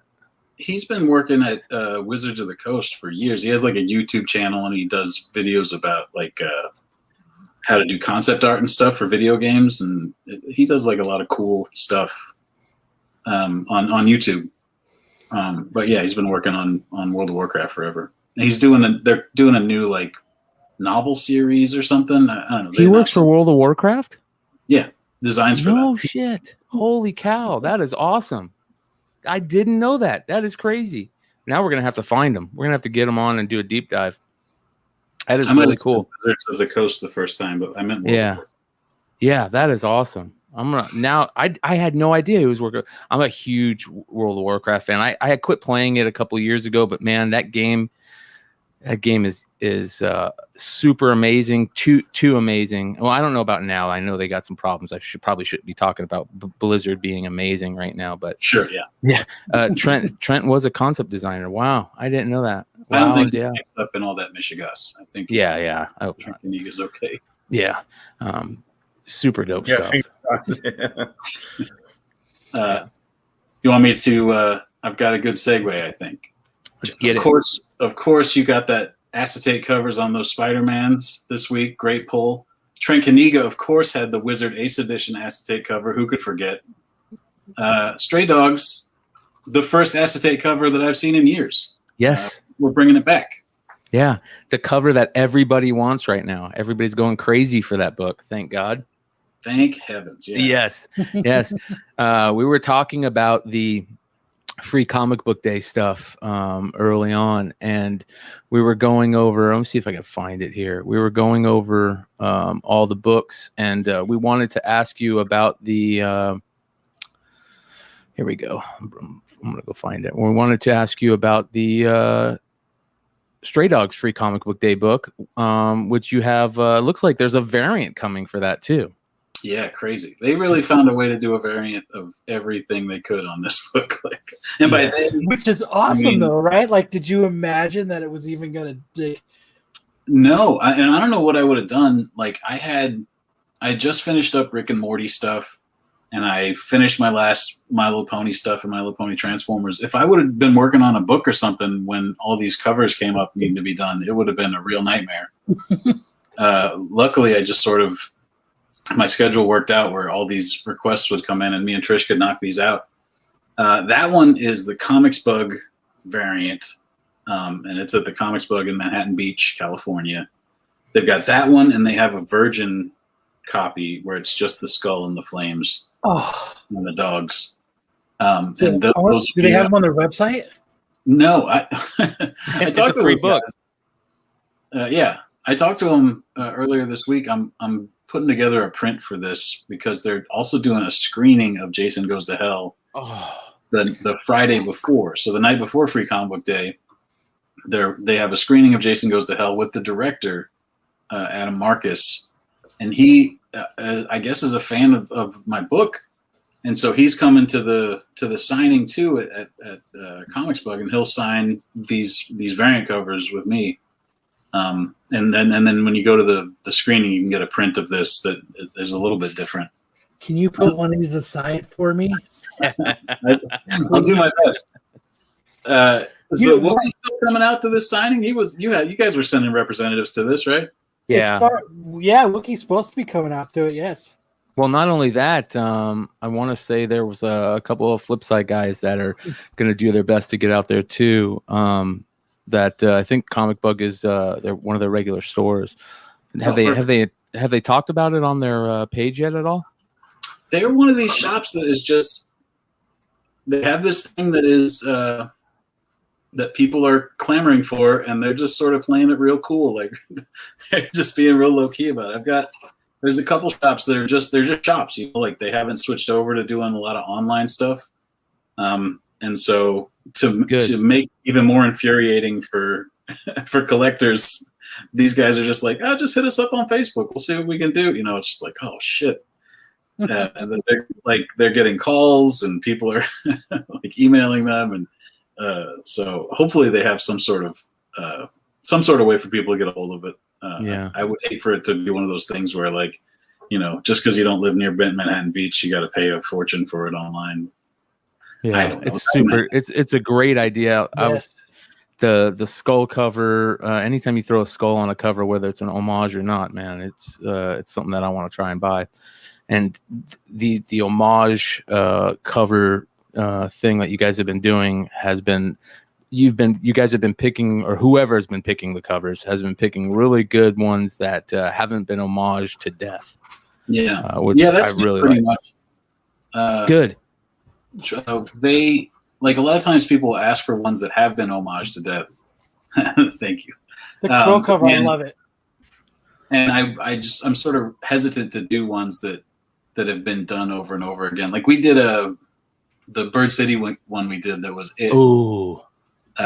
They had done that deceased cover like a couple years ago, and I was a little hesitant about it, but then I looked at that deceased cover and I was like, could do better than this. So like that's sort of where like the line that I draw is I have to feel like we can bring something. I don't want to be like the 6th Jaws cover, the 10th Nightmare on Elm Street or whatever. Yeah. Well, they're speaking of Bird City. Yes, the Goosebumps trade paperback that cool. was announced was absolutely. I'm bringing it up as I talk about it here, but that was absolutely awesome. I mean, talk about hitting the nostalgia factor for people. There we go. Yeah, James is asking about. That's even cooler. James is asking, are you going to be at Golden Apple? Yeah. So I'll be at Golden Apple from 10 to noon, and then I'm going to be at Comics Bug from 1 until I think 4. And then I'll be at the other Comics Bug on Sunday because they're doing their free comic book day they have 2 shops. We need to get you here. We need to get you here in Phoenix. Well, I told you, man. Give me a little dough in a hotel. There we go. We can do that. We'll have to figure that out. Yeah. Well, here's I'll be Saturday and Sunday free comic book day at Comic Bug. People are already asking about the Stray Dogs Goosebumps books. I think they're going to be on sale a little bit closer to Baltimore, if I'm not mistaken. Mm-hmm. It is a Baltimore Comic-Con exclusive. Yeah, they did a limited pre-sale when they announced them, just basically like for the time when their show was on. And then they're going to sell them at Baltimore. And then if there are any left over after Baltimore, they'll put them online. Yeah. Well, let's all keep our fingers crossed about Baltimore. You guys, Baltimore is going to be a blast. It's going to be so much fun. I can't wait for that. So another reason to be in Baltimore if any of you guys are close. Are out there on the East Coast the week of October 22nd, I believe it is. Going to be a lot of fun. Flipside's going to be out there in mass. To answer that guy's question, I wish the Stray Dogs logo on that Goosebumps cover was going to be puffy, but I don't even think that's an option. It is going to glow in the dark, like the logo and all the purple around the outside, and then the doorway and the window are all going to glow in the dark. Awesome. I bet hold on real quick, Brian. We got 110 people in chat. And how about Tony? I want to give a couple Stray Dogs books away to our listeners. Yeah, let's do it. How about let's do a trivia fact about Stray Dogs, something about in the book. If first person to answer it, I'll ship them a Stray Dogs. Okay. Well, unless you can think of something cooler. What is the name of the poodle? Let's see here. The first person that gets it is going to win a copy of Stray Dogs number 4. Is that what it is, Kyle? Stray Dogs 5-second printing. 5-second printing. There we go. So we'll leave the chat up for a little bit here, you guys, and till we get a winner. Pepper. Nope. Not wrong. Not Reggie. If you're wrong in the first issue or on the front page of every issue. We were talking about that, the free comic book day, the original cover. Mm-hmm. Knowing what the story is, that's a super creepy cover. Yeah. Agree. Thank you. Yeah, I was like the coloring on it. It just looks like a real soft, plain cover, until you like if you just are walking past it without giving it a glance, you just be like, oh, that looks soft, and then when you look at it again, you're just like, oh, that's not good. This is not something bad's going on here. Trace Hunter got it. Boom! Shout out to Trace Hunter. Congratulations. So hit up the Modern Comic Mayhem Instagram with your info, and I'll ship it out to you this week. So I was at my local comic book store, and we were talking about, I don't know if you caught this, we were talking about this earlier. They were, speaking of the free comic days, they were like, how it's geared towards new readers is the point of free comic book day. Yeah. And a lot of people bring their young children out to come get free comic books.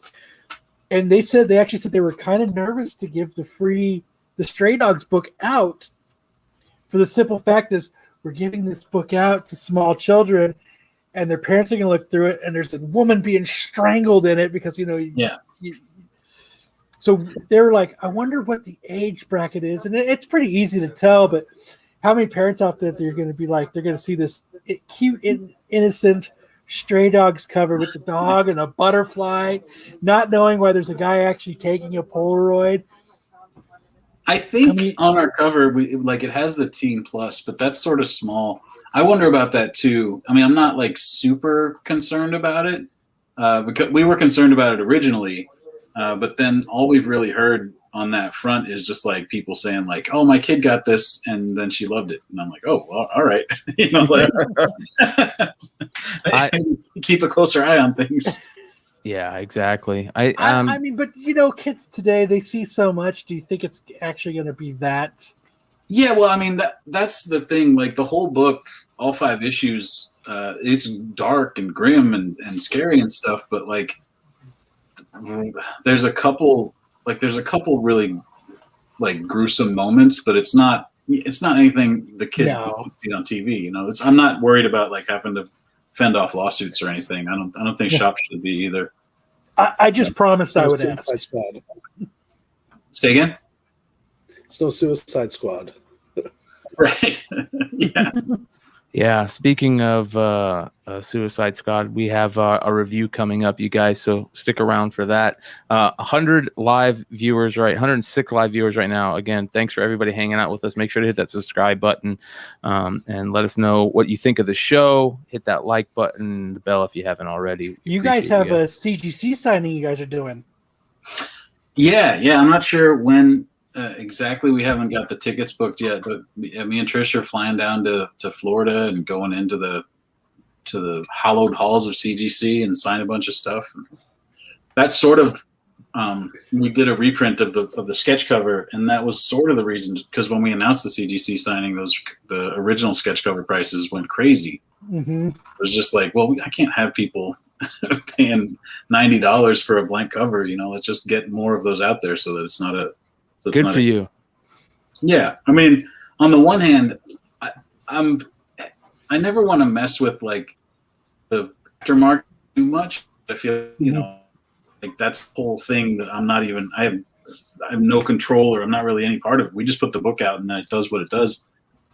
But yeah, I felt like I don't want to ask people to spend $70 to get a sketch from me and Trish and then also have to spend $90 beforehand, and so hopefully that fixed that issue.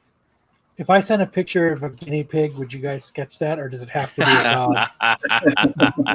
dog? We've been making, I don't know. I will say publicly that for all these people watching, it has to be a dog. But if you sent a special note and said it's my guinea pig, we could probably help you. I feel like you could probably charge Kyle double the price and he'd pay us. Yeah. He's crazy about these guinea pigs. He's always bringing them up when I'm on here. Hey, we're a guinea pig family here. So you said. Man. So what's life like after Straight On? Like, you made this book and it's everybody's talking. Who's not talking about Stray Dogs? Like, how cool is that? Anytime you go on any kind of social media, you see everybody going, I need stray dogs. Like, I mean, how awesome can that be feeling? Yeah, it's I have to try and keep my humility in check and try and stay, you know, a normal person. As you can tell, I'm just my ego's out of control nowadays. I used to be very humble, and now I'm just a monster.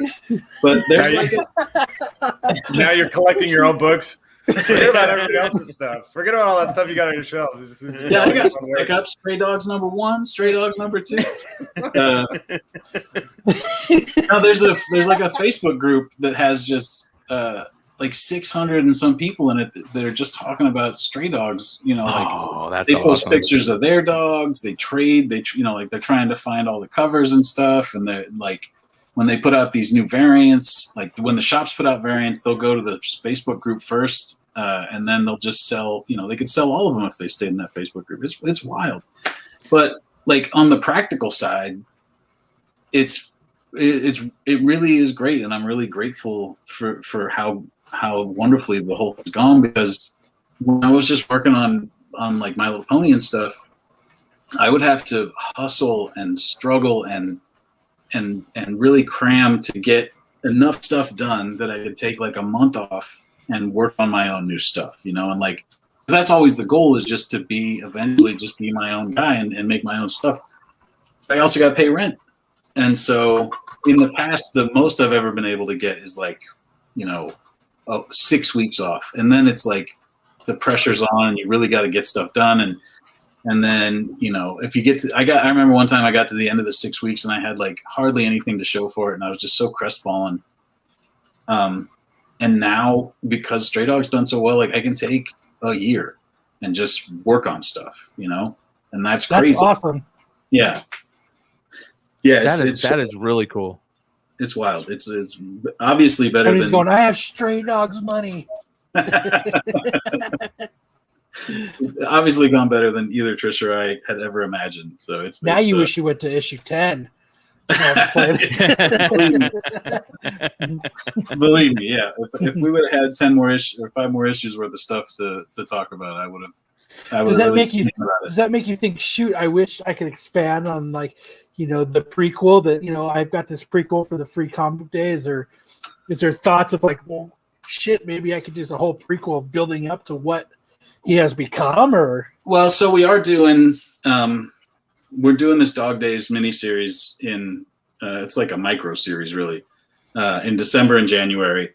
And it's basically, the plan was always, this is a 5-issue story. Like the whole story is here in 5 issues and it moves really fast. But if it is successful enough, we want to do like a series of short stories where we focus on each of the other dogs. Because it moves so fast, there's some dogs that I feel like we didn't really get to spend enough time with, or you know, like Trish and I love so much, and we're like, if the book does well enough that other people love these dogs, then we'll do this you know 50-page thing where it's 10 short stories, and then that'll be it. That'll be the whole Stray Dog story. Like there's nothing else. And so we're doing that, and it's in 2 issues, 5 short stories per issue, and that's at the end of the year. Nice. But yeah, like, it's doing so well that it's like we should have done 1 issue for every dog. That would have, you know, like that would have really paid off. But I think after a while, people would just be like, all right, he kills the women, it's fine, just wrap it up, you know. You know, I bet you not. I bet you everybody would still be clamoring out to get it. You know, 1 issue per dog. 1 issue per dog of how they got. I think. Right. I think people would love it. Just how much everybody loves Stray Dogs. Just having those extra issues, I think, would just be awesome. I think so. I mean, like, I think we could get away with it for sure, but I do think there's something special about just having it be the story, you know, and just having it be like, that's all there is. It's all, you know, like, do you want to have like 1 great meal or like 10 okay meals, you know? Yeah. Amen. So well, it's nice to be able to take time just to work on a lot of the projects that you've been wanting to work on. I'm sure there's just, you know, tons of different things that you're starting to set up. But do you have, you know, big plans? Any plans that, you know, coming up that we can let people know about maybe? Yeah, well, I talked to these guys before about Time Shopper. That Kickstarter, like my buddy was over here working on it today. We're getting ready to launch it. We're going to try and have everything ready to go by when the trade comes out for Stray Dogs. So it's just sort of like, that's done, launch this, and then do that. And then I got the thumbs up on what my next thing is at Image, and that's real early days, but it's going to be people that like Stray Dogs, unless they're just exclusively dog people, will like this. I mean, it's awesome. It's in the it's guinea pigs. So finally, you listened. No, I'm just playing.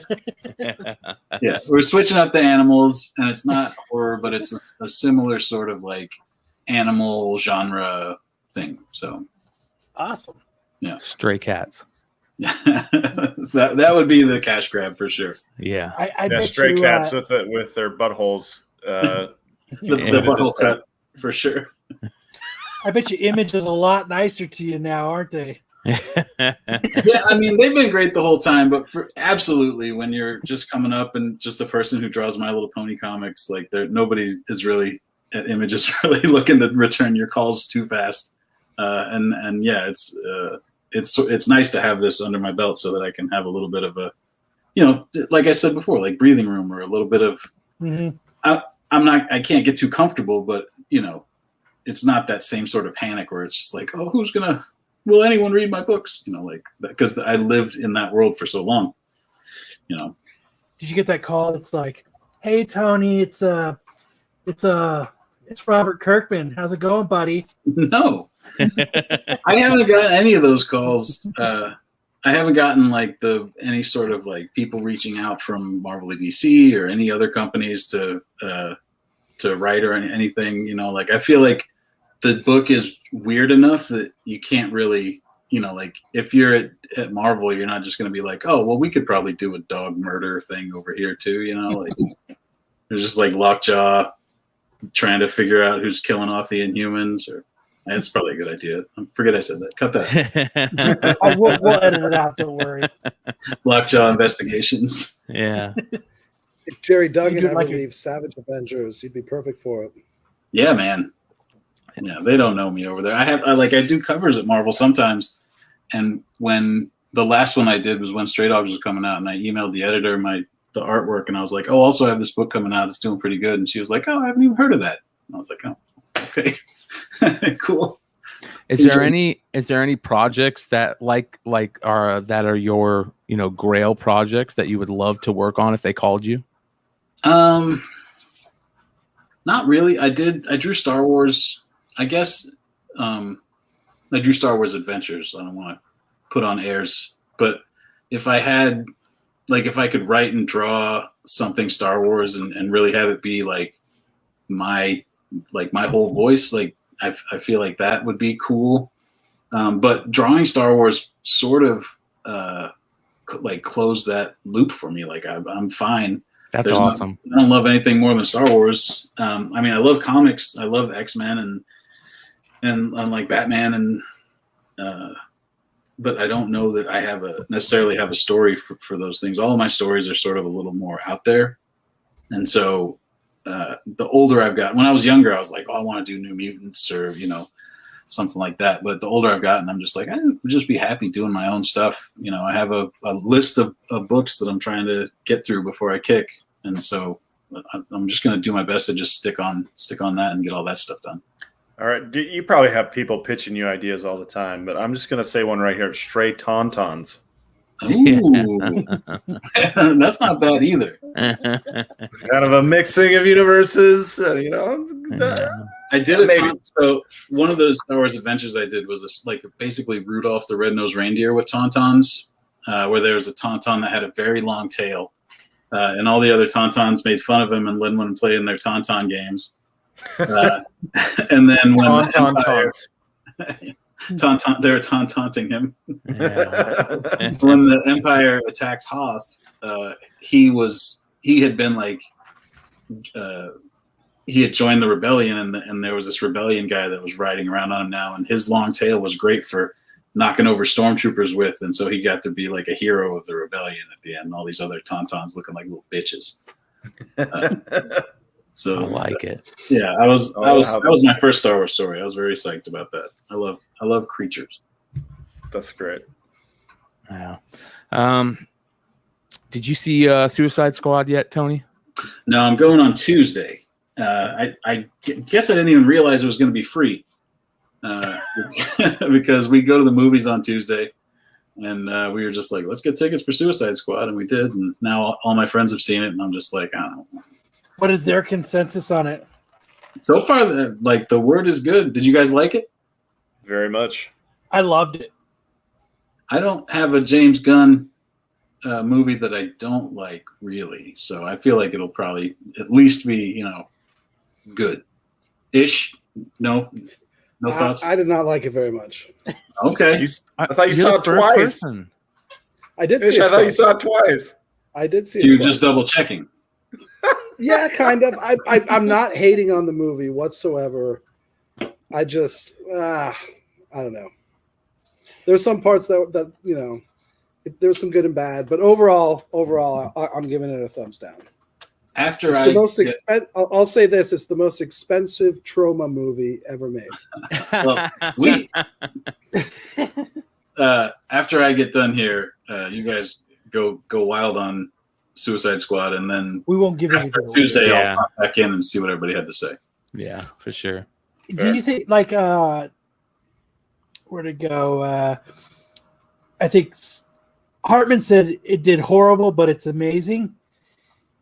I think it only made $12 million in the movie theater, but I think it's because it took $20 million to make. Give it a weekend though. But I think the other thing was we got to watch it at home on HBO Max. Yeah. So I think everybody watched it at home because I think everyone has this idea, since everyone has it stuck in their head that DC movies suck, I might as well just go watch it at home. Yeah. Yeah. I mean, I'll say this. Yeah, having seen it twice at home and not really digging it, I think had I seen it in IMAX, I might have liked it a lot more. If it was, in IMAX, it'd be a much more visceral experience with the movie in your face. At home, I'm like nitpicking it to death. Yeah. So I think I do recommend, if you're going to go see in theaters, IMAX might be a real good option for that. See, really, that's the part I enjoyed about it, though. I got to pause it to go to the bathroom. All over your face. Got to rewind it. Got to push play again. You know what I mean? Like, pause it, went to the bathroom, pause it to go get ice cream. Like I thought that was the best part of it. I didn't have to miss anything to get up. Well, if going to the bathroom is the best part of it, I think it is. You pause, you go take a leak, you don't have to miss nothing. You don't have to go, excuse me. Through a dark I get theater. it though. Some people like the whole just going out and taking the night off and not worrying about anything, and that's the sad part about it. Like there's it's almost like Americana, like the whole movie theater experience, and I get that. I mean, that's going away, but with all these I have to go actually sit in the movie theater half the time to even feel like I'm watching it at all, because even a movie that I'm enjoying, if I'm at home, I'll just pick up my phone or it's hard for me to focus in this whatever world we're in now. Yeah. And also, since I work here too, if I'm sitting in the living room, my office is back here, the work is never done. So I'm just sitting there going probably, I should probably wrap this up soon and get back to work or get to sleep so I can get to work again. The theater, you're like in that Daredevil tank from the Ben Affleck movie where it's just the only thing happening here is this, and and whoever's talking or chewing too loud next to me. Yeah, I think that the other thing about just being able, I get it. There are a lot of, with everything that's going on right now, everybody just wants to stay at home and do that, and I get that too. But there's something to be said about going to the movie theater, that's for sure. And all these lawsuits that are going on now because of all. I mean, we talked about the Black Widow stuff last week, but there's all these new rumors, and that the changes that are going to come to the movie theaters because of just this thing in general, all these lawsuits and this talk about all this stuff, is going to be pretty big. I imagine a lot of changes in actors changing their contracts or contracts being changed, written a certain way now. So that could also be big issues for theaters and stuff like that. And they need to figure out how to incorporate the money into, like, okay, X amount of people watched the movie on HBO Max. They need to incorporate some of that into, like, what it would be dollar-wise. Yeah. Yeah, good luck on that. Yeah. I know it's impossible, but they've got to figure out a way to balance it, because saying it was a bust because it was a $12 million opening, but so many people watched it at home. What is Rotten Tomatoes saying? Jungle Cruise had a strong theatrical opening and a strong streaming weekend. Because Disney charges still, right? I think But that's Disney charges for it. is like either if you got to spend money at home or in the theater, like I think that's more of a reason to get up and go to the theater. Yeah, they know. Yeah. Well, this is funny that we rely on websites like this now so much, but to get a decent score at Rotten Tomatoes is saying something so far. That's crazy. Yeah. 92%. That's pretty damn good. The movie, I'll say it again when we talk about it, but just for Tony's sake, it was funny. It was dark. It was bloody. It was gory. It kind of had just a little bit of everything, which made it an enjoyable experience. Yeah, that's good. I didn't notice it was rated R before, but that's exciting to me. I like It's pretty hard. It's a pretty hard. You get to see a nice outline of John Cena's root when he's in his whitey tighties. I mean, you kind of get it all in this movie. I've already seen him hanging a towel off that thing in that one movie. So I feel like he's just inching closer and closer to bringing it all the way out. It is for those that. For the song. Yes, it's a really nice outline in the whitey tighties as well. So if you're a fan of the John Cena crank, it's there for you to enjoy. Excellent. Well, what else we got that you guys want to get into? Nobody had a follow-up. Yeah. Thanks for taking us there, Kyle. You're welcome. He just ruined the whole show. Anything about John Cena raw crank. drop on that one. Yeah. I know, those crickets and everything. When does Titan start for the whole Red Hood stuff? Do we know? I hope soon. I'm so excited for it. Yeah. And What If is next week. Yeah, I'm really looking forward to that. We're gonna do a deep dive on that for sure. That's gonna be a lot of fun. Let's see. It's the favorite part of the movie. Yeah. Because Bad Batch is about to wrap up. So I feel like I always need to have at least one thing on that Disney Plus to justify my $10 a month or whatever it is. They do a pretty good job of keeping it rolling.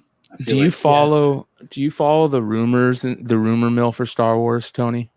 No. I just see if it comes across like Facebook or Twitter, I'll see stuff. But what do you hear? It's Bad Batch rumors. Well, it's not necessarily Bad Batch rumors, but the Star Wars rumors are coming hot and heavy every week now. It seems with all the news of Kathleen Kennedy's maybe demise over there. A lot of people are either ecstatic or bummed out, depending on how much you loved Kathleen Kennedy's run at Lucasfilm. But a lot of interesting stories coming out about the character or the series that they talked about a couple months back with Obi-Wan. Mm-hmm. What was all the new series that there was one that they talked about that they killed right away, Rangers of the Republic. Right. Yeah, the Gina Carano one. Gina Carano one. And now there's rumors that they're trying to bring that back off the ground, and that they might even bring Gina back, which is very interesting to me. Because I was really bummed out. I really liked that character, and it has no political anything. But I remember seeing when she was on that series, that first Mandalorian series, and I remember thinking she's going to be terrible. I mean, her acting isn't that great, but I really liked her character. Her character was a cool character, and a lot of people did, and so much so that if they're gonna build a series around her, that the demand is there. I just liked having a lady on TV that was just built like a fucking brick shit house. Like Yeah. like a tree trunk with the shooting guns and stuff. Like that's a real woman. Yeah, she is badass, that's for sure. Yeah. So I'm see really Manga? looking forward to that. You guys see the Ish, Steven did Cara Soderbergh Dune- movie she's in? Yeah, Haywire. Yeah, Haywire. I love that movie. Oh, yeah. You redubbed her whole Takes a voice in lot. that thing. That's the secret of getting a good performance out of her. Is you They redubbed her voice. her whole part is redubbed. Oh, I didn't know that. Interesting. Yeah. What were you going to That's say, terrible. Sam? Did Cara Dune make the list for our top 5 toy line tonight? No, it did not. The Oh, of list so course far not. has been pretty thin on Star Wars, Yeah, There's a reason you're for that. right. Yeah. which is a good time. If anyone's just joining the chat now, we're doing a top 5. So if you haven't named your favorite character from your favorite toy line, go ahead and say it in the comments now. And later on, we're going to compile and see if we can get a top 5. So from your favorite toy series, Transformers, My Little Pony, G.I. Joe, whatever, who is your favorite character? Post it in the comments. It seems very much G.I. Joe centric so far. It has Tell me if I'm been wrong. heavy G.I. Joe. Yeah. I even went G.I. Joe, and I don't particularly even care about G.I. Joe. That was the last one I watched.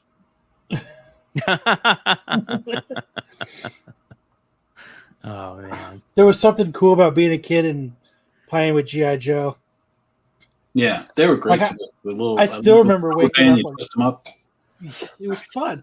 Waking up and I had that, like my dad had put together the plane on Christmas Eve for me. So when I woke up, I had, I think he had more fun playing with it than I did. Yes.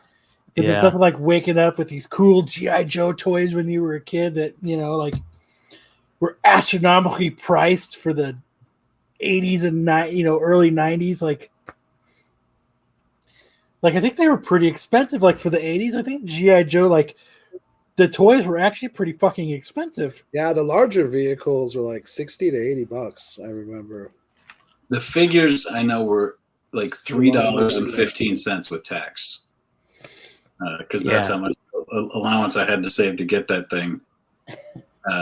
And my folks, so I'm one of 5 kids, and in those days, I think I was probably one of 3 kids, but we didn't have a whole ton of money. My dad was a teacher, and so they would give me $1 a week allowance, which I was just like, sweet. So I'd have to save up for like a month to get a G.I. Joe if I wanted one. But one time they did splurge, and we went to like this, dollar store, like a Dollar General type, Mm-hmm. And they got me this whole pack of G.I. Joes, and I was like, this is crazy. Thank you so much. And then like when he handed it to me, it was one of those Bobo G.I. Joes where, they have like these crazy heads and stuff. It was like $3 for 10 of them. Mm-hmm. And I was psyched about it, but they fell apart very quickly. They were really shitty. And I couldn't take them to school to, it was like that Biggie song. Like they would have sewing tigers on my shirt and alligators. They would have known immediately that I was faking. Yeah. Was it the rubber band inside was too crusty and it snap all the limbs off? Yeah, they would snap. It wasn't even a rubber band. Wobbly already. Yep. Like marionettes. String. Yeah. It's a piece of chewing gum. I remember taking those figures, and those would be like the ones that you would put the firecrackers to and throw them up on the parachutes and try and blow them up, because I never wanted to blow up my real G.I. Joes. Yeah. So. That's like the Viking funeral for G.I. Joes, man. Yeah. Yeah. Yeah, we used to launch them with we would because back in the day some of the Joes would come with parachutes. I remember Ace came with them. If you had the Sky Striker, came with parachutes, and we used to put figures on there, put a firecracker on there, and then launch it with a water balloon launcher in the sky. And man, that was fun. Half of them would just fall, parachute wouldn't even open, but when they do, it was pretty epic. Glorious. Yeah. Tony, if you ever find that Dusty figure, I think we should probably give him the Viking funeral. He deserves it at this point. Yeah. I feel like I really disrespected him here in retrospect. He's somewhere in Silver Spring, Maryland, I moved away from there a couple years later, so hopefully some kid found him and dusted him off and loved him. Yeah, that'd be epic. It'd be worth it. I It'd be worth never. it. I was telling this before you come on, but that's what I would do with my GI Joes too. Do you remember that show, the movie, The Boy Who Could Fly? Oh, No. this Why am I the only person that knows that movie? You're striking out on this one. I know, I really am. But during it, they would bury the GI Joes in the backyard where they died. I buried most of my GI Joes back there, and I know I'm hoping some kid got at least 5 or 6. You're bringing it up. Good. Good. dude, this is like an after-school movie. Yeah, that's a great thumbnail. The main poster is rad. Like, I like that thing. That's a good design. That's the lady laughing up in the air. Directed by Nick Castle, written by Nick Castle. I have never seen this. You never seen it? Oh, look at what's his name's in it? Fred Savage. Fred Savage. Fred Savage. Hey, that's Chick from Facts of Life too. yeah. Mindy Cohn. Yeah, this is Kyle. This is twice on this episode that you brought up crazy old movies that we've never seen. But I remember, I think this is the movie too, where Fred Savage actually peed in the squirt guns, and there's a kid that's picking them, and he rolls up on his 3-wheeled power wheels thing, where you pedal the big front wheel, and he's dressed up he's all in commando wear, and the kid's picking on him. He pulls up the squirt gun and he starts squirting them with pee in the squirt guns. Yeah, it just gave every kid an idea. Every kid in that theater, just light bulb. Bing! I thought you were saying that Kyle gave kids an idea. I can't imagine there's a kid watching this. At this point. Yeah. There you go, a big wheel. Thank you. Yeah, You're still a big talking wheel. about stuff from the 80s? I turn my Roblox off so I can catch all of this. Yeah. Yeah. That kid in The Boy Who Could Fly, I recognize him. I couldn't figure out from where. He's the dickhead boyfriend in Uncle Buck. Remember, his name? That's right. Yes. Uncle Top Buck. 10 And all-time someone greatest movies. Uncle Buck. Someone in the chat also commented he was the Human Torch in Roger Corman's. Oh, yeah. Bryan says one of the best movies, but if we limit it to movies featuring giant pancakes, I think it takes number 1. Yeah. Yes. Oh man, good stuff. Uncle Buck is classic.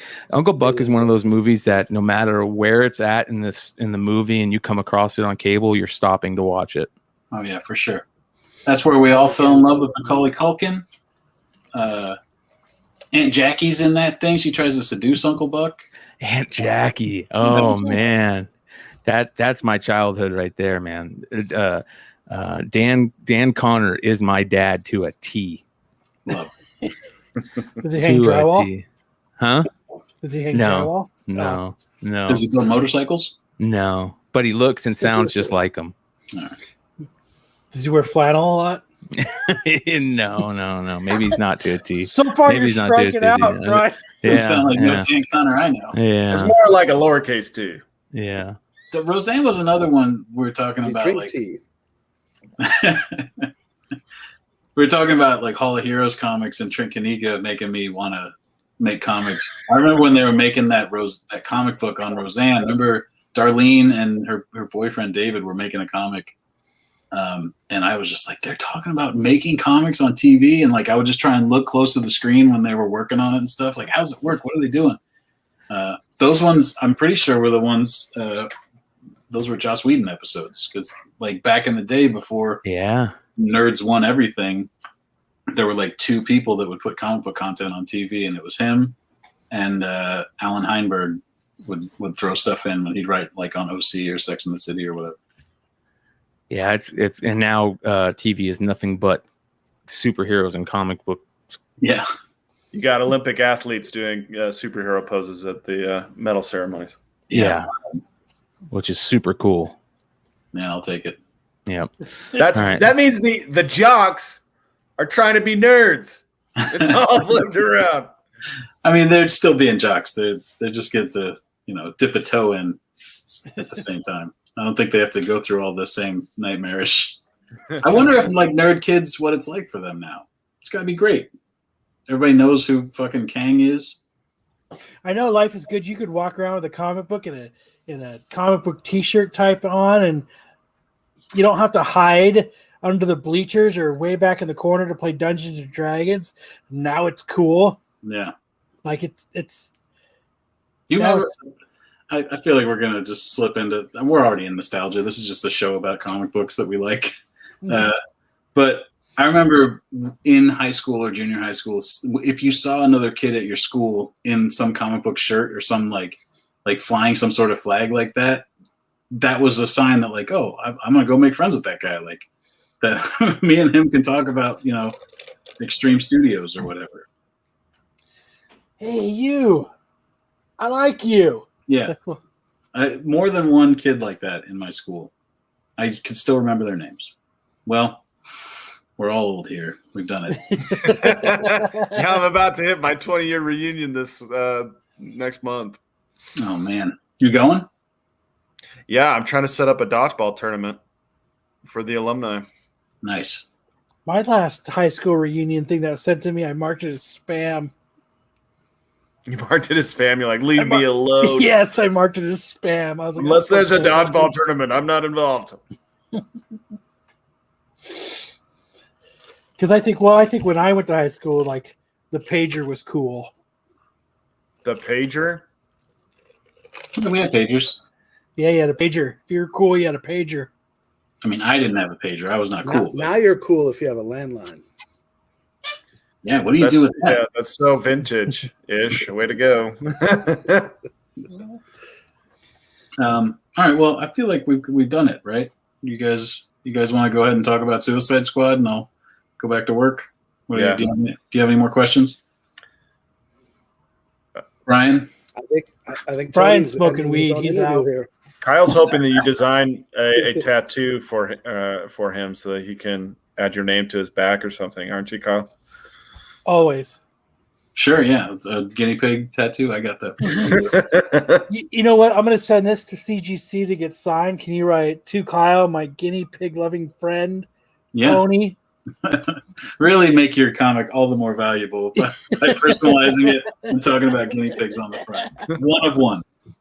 One of one. Yeah. What are you working on? You got to go back to My Little Ponies, or? I'm working on Time Shopper stuff tonight.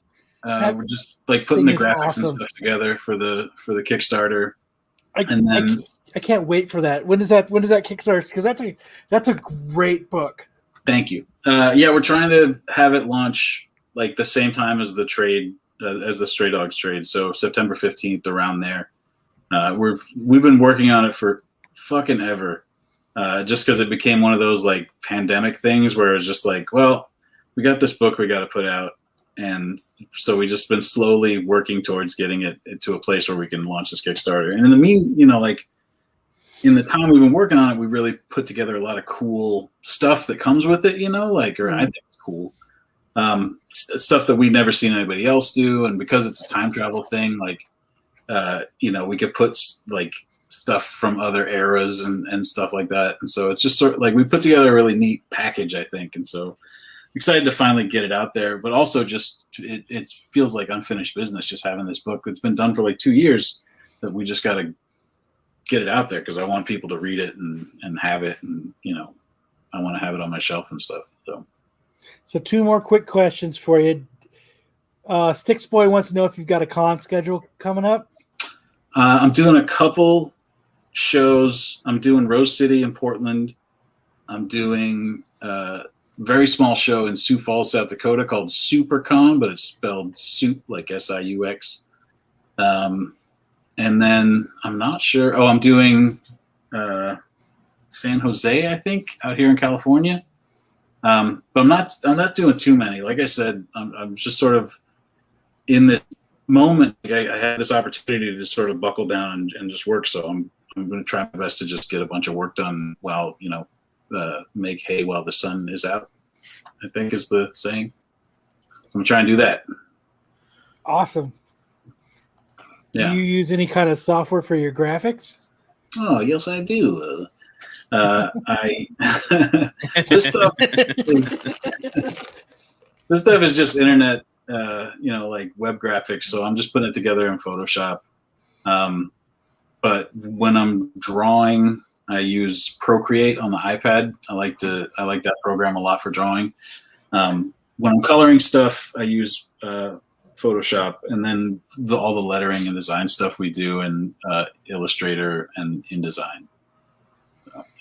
I use basically Adobe Creative Suite and Procreate.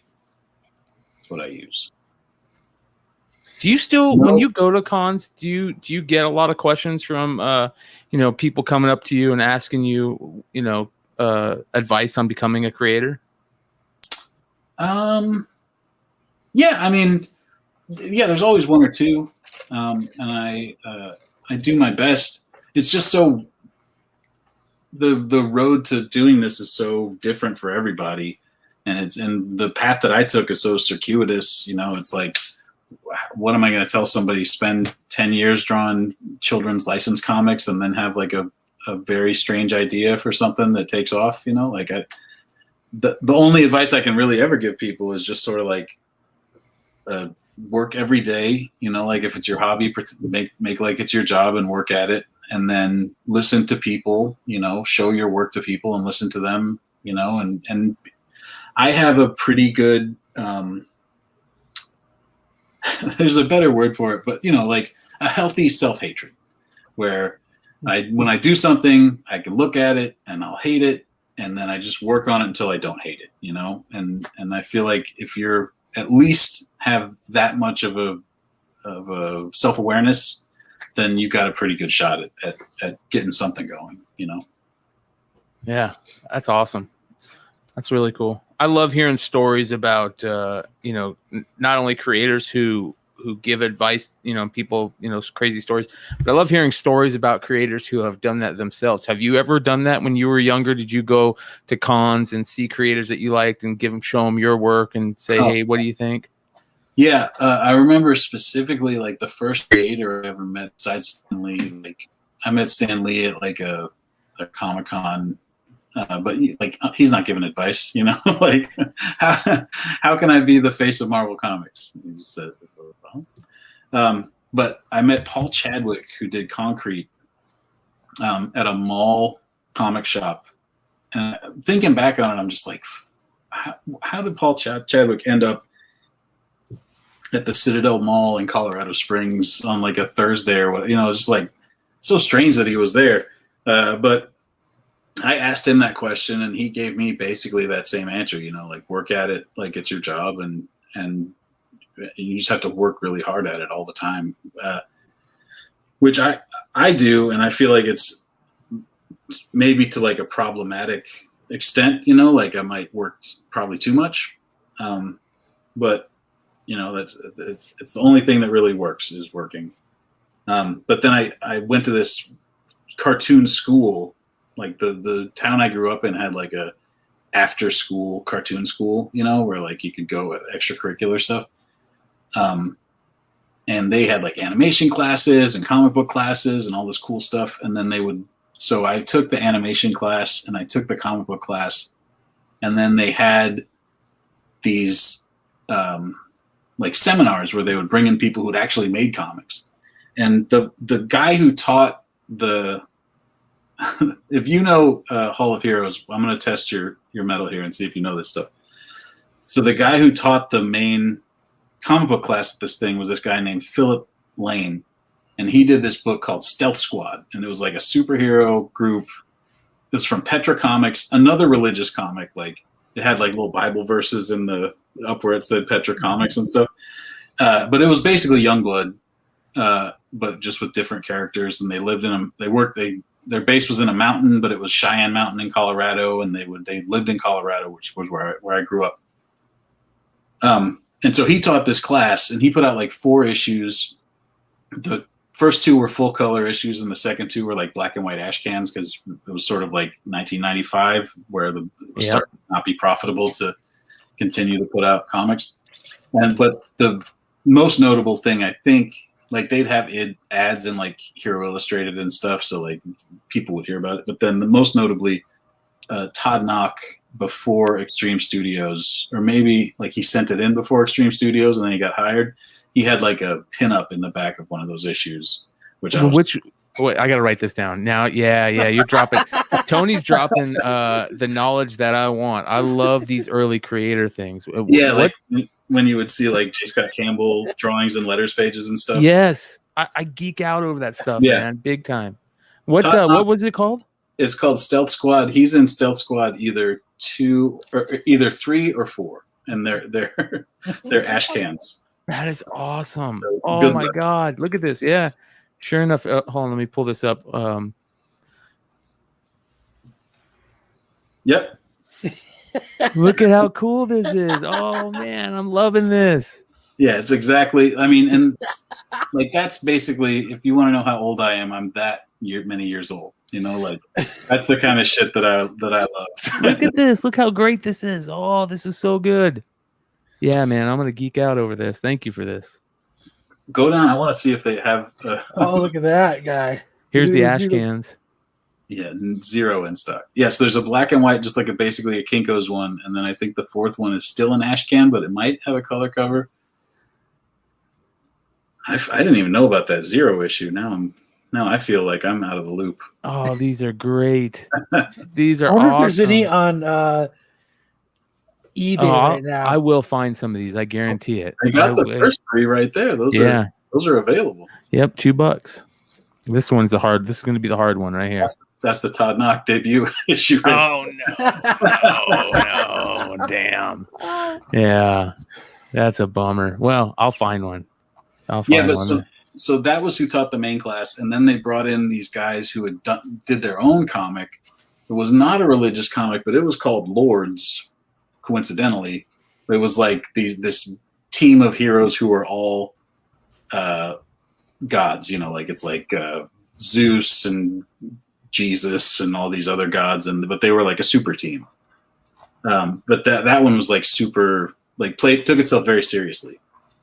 I didn't even know there was a Solar Blade. Had no idea there was a spin-off series. Oh, that's available? Do not buy that. Nobody buy that. It's the ash can too, so hit that one up quick. Leave it right there. Yeah. That was awesome. But then they brought in J. Scott Campbell and they brought in John Romita Jr., the same school. And so those were the first 2 comic artists that they did like full seminars, and like I could watch them draw and hear them talk about the business and stuff. And I was just enraptured. I was terrible, you know, like I was a terrible artist at the time, but I was just like soaking in the whole thing. Yeah. For years, I would draw these eyes like how I thought J. Scott Campbell was drawing eyes in this seminar, and it was not correct. We weren't doing the same thing, you know, like, but it was very inspirational to me. Wow. I appreciate this dropping this knowledge, because he made my night. Anytime I find out new information like that, I'm like a kid in a candy store. I'm like, feed me. So very cool stuff. Well, are we done? Are they still have questions? I think here's one real quick one. Are you ever coming up to any plans to head up to Canada? I hear about those. What's the big Canada show? Toronto. Yeah, but they're run by like there's Fan like 2 or 3 Expo. shows. Yeah, Fan Expo. Fan Expo. Yeah. I would go to a Fan Expo if they invited me. Probably not till next year. I'm sort of trying to chill on like super big shows, just because. What's going on? Yeah. Yeah, imagine how furious I would be with myself. They probably won't even have one this year. Yeah. Ontario is still in a total lockdown. The border's closed. I doubt having any Fan Expo. I have friends up there that are just now getting vaccinated, you know, like just now getting the opportunity. So, yeah. Wow. Well, hey, listen, everybody, thanks for hanging out with us and asking the questions for Tony. Tony, thank you for coming out and hanging out again, man. It's really cool. Thank you guys so much for having me. New guys that I haven't met before, very happy to meet you. Happy to be here and hang out. Appreciate it. yeah, and thanks so much for you guys have been so supportive of the book. I really appreciate it. Like, Yeah, of not, course, not man. the stuff you say when you're saying goodbye. Like, it really means something to Trish and I that so many people, you guys,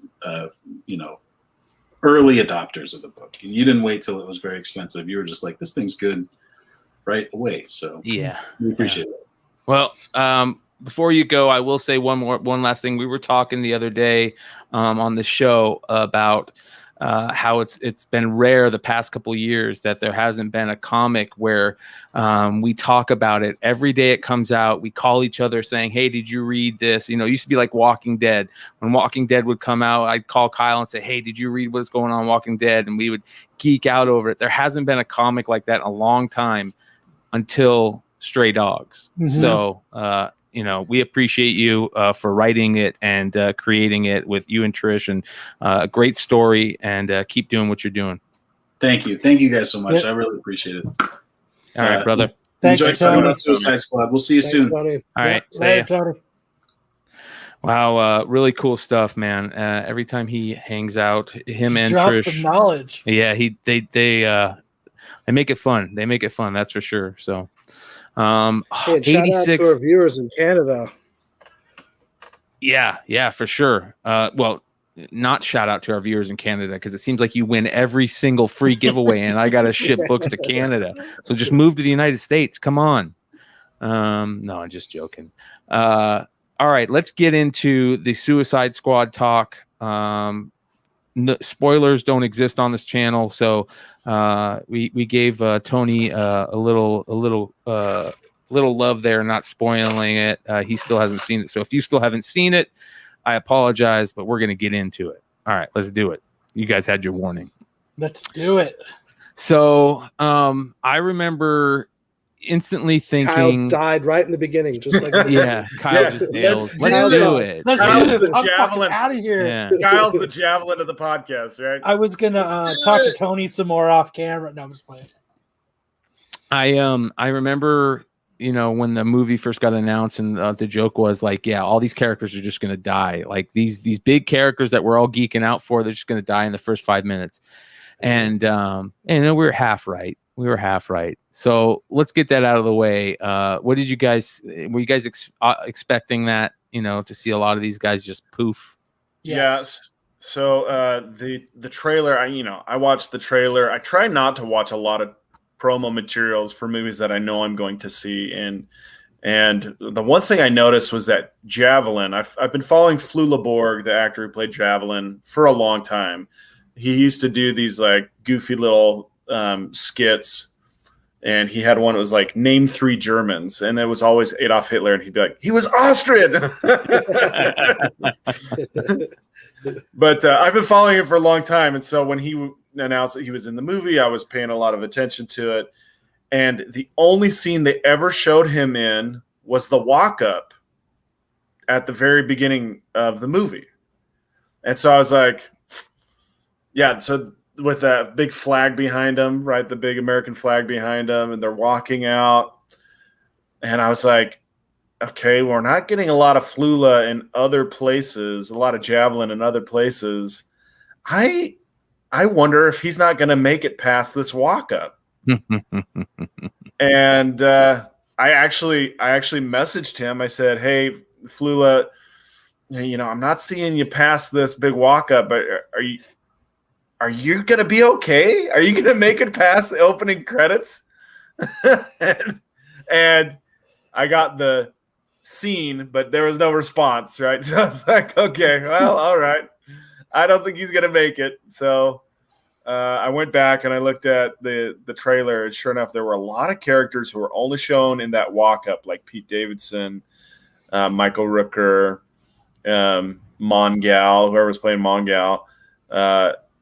Yeah, that's exactly how it bore out. They made it into the opening credits, and they were just a diversion. They were cannon fodder. I liked how they focused on Rooker so much in the beginning. Like there was so much focus on him for just his head to explode. Yeah, because I thought he was gonna. I'll be honest. I thought he was gonna be one of the characters that was like the movie really helped out because I figured Rooker's a great actor. They're not going to just, hire him to just be cannon fodder. Wrong.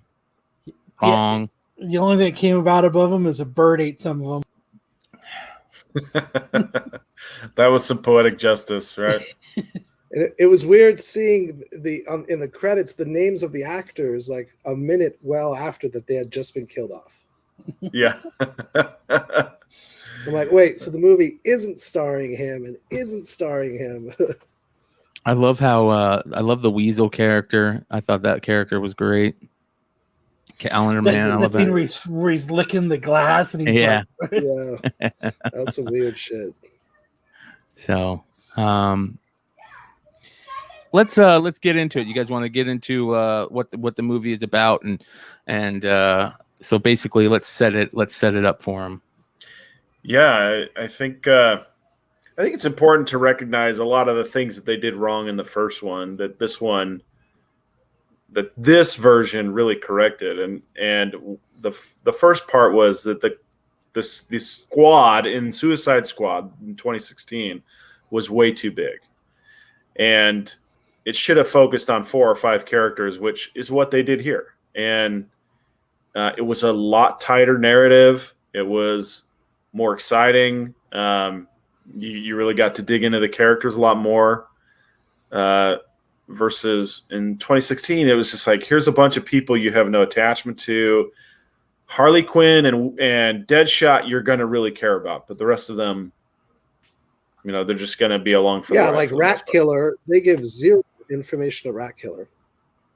Right.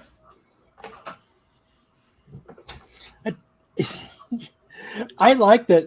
Ratcatcher, sorry. Yeah, Ratcatcher 2. Yeah, I like how they call it Ratcatcher 2 and Ratcatcher. I like that they did it so that there was no connection to any, like you couldn't really get attached to a character because you didn't know if they were going to live or die. Yeah, I think my assumption was that they were all going to die with the exception of Idris Elba and Harley Quinn. And after a little while, I was like, okay, King Shark's not going to die either because he's basically indestructible. I like that they didn't make Harley Quinn the focus. It was only a little extra draw so that a lot of people who don't read comic stuff, they had that one person that they could, okay, Harley Quinn's in it, we can go see it type of thing.